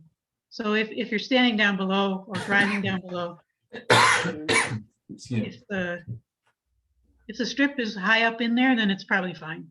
Yeah, it's gonna be high up in there. I'll make sure I'll get one, because they have options where you get a light bulb one and LED strip, which is way up in there. So Okay, yeah, great. I'll make sure to get the one with the LED strip.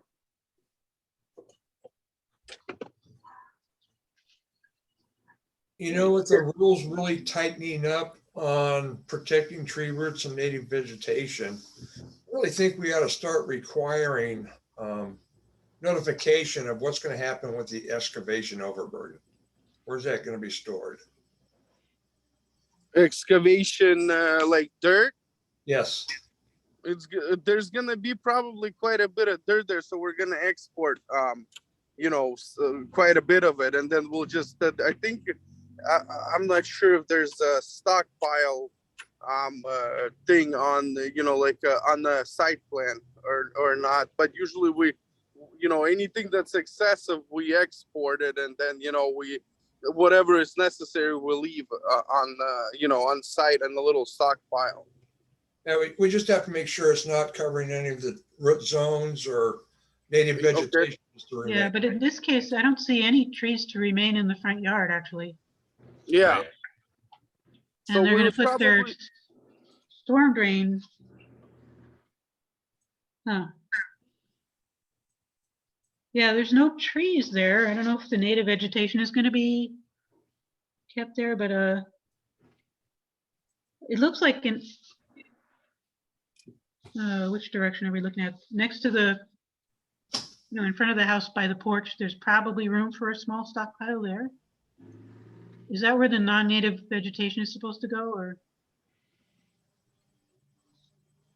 I don't remember. Anyway.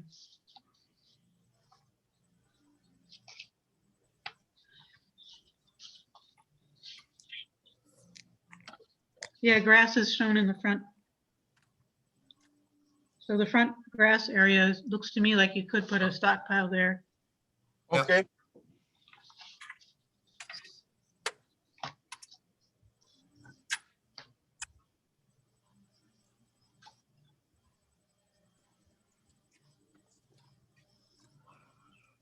That's it for comments, unless anyone has anything else.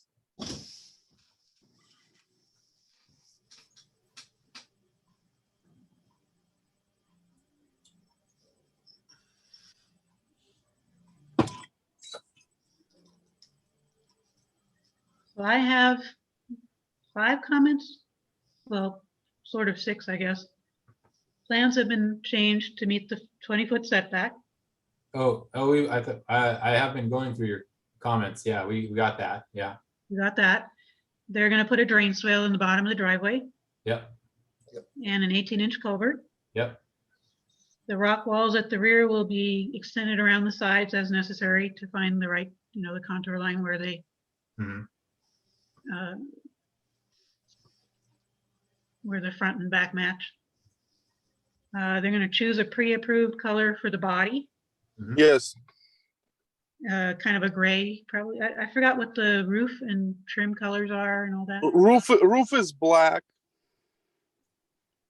So I think what we'll do is we'll probably do gray color, like approved gray color on the body, and probably do, white or alabaster trim.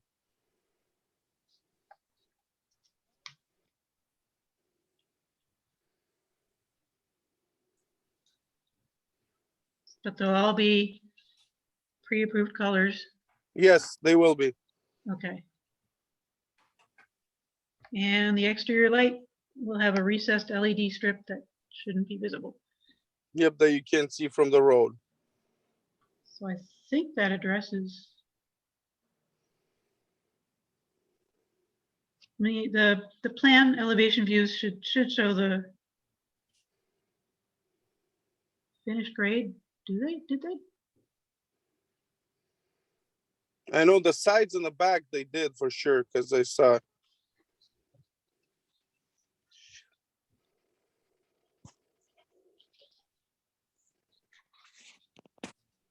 Okay, so I think those are the 5 conditions that we would have, unless somebody has something else.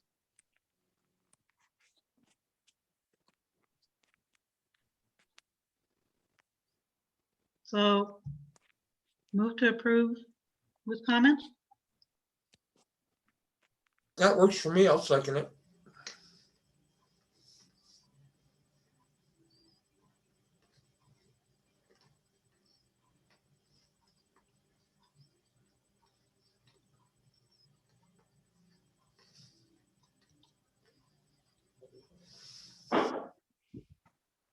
Oh, I can't hear. Keith is muted.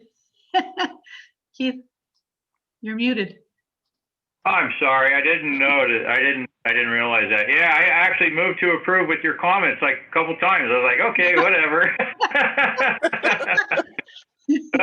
That's funny right there. Okay, yeah, so everything's good. You've been approved unanimously. Right. And Thank you. those comments. Thank you. Thank you. I appreciate your time. No, you guys have a good, wonderful day. Thank You you. All right, you. Uh, All right, guys, that's it for today, right? Did it. Yeah. All right, very good. I appreciate everyone's time, and then we'll be chatting. I'll send out a couple emails here, and we'll discuss a couple things that way. Sounds good. All right, thank you, guys. I appreciate it. All right, everybody have a great week. Yeah, thank you. You too. Thanks, Joel. Thank you, Karen.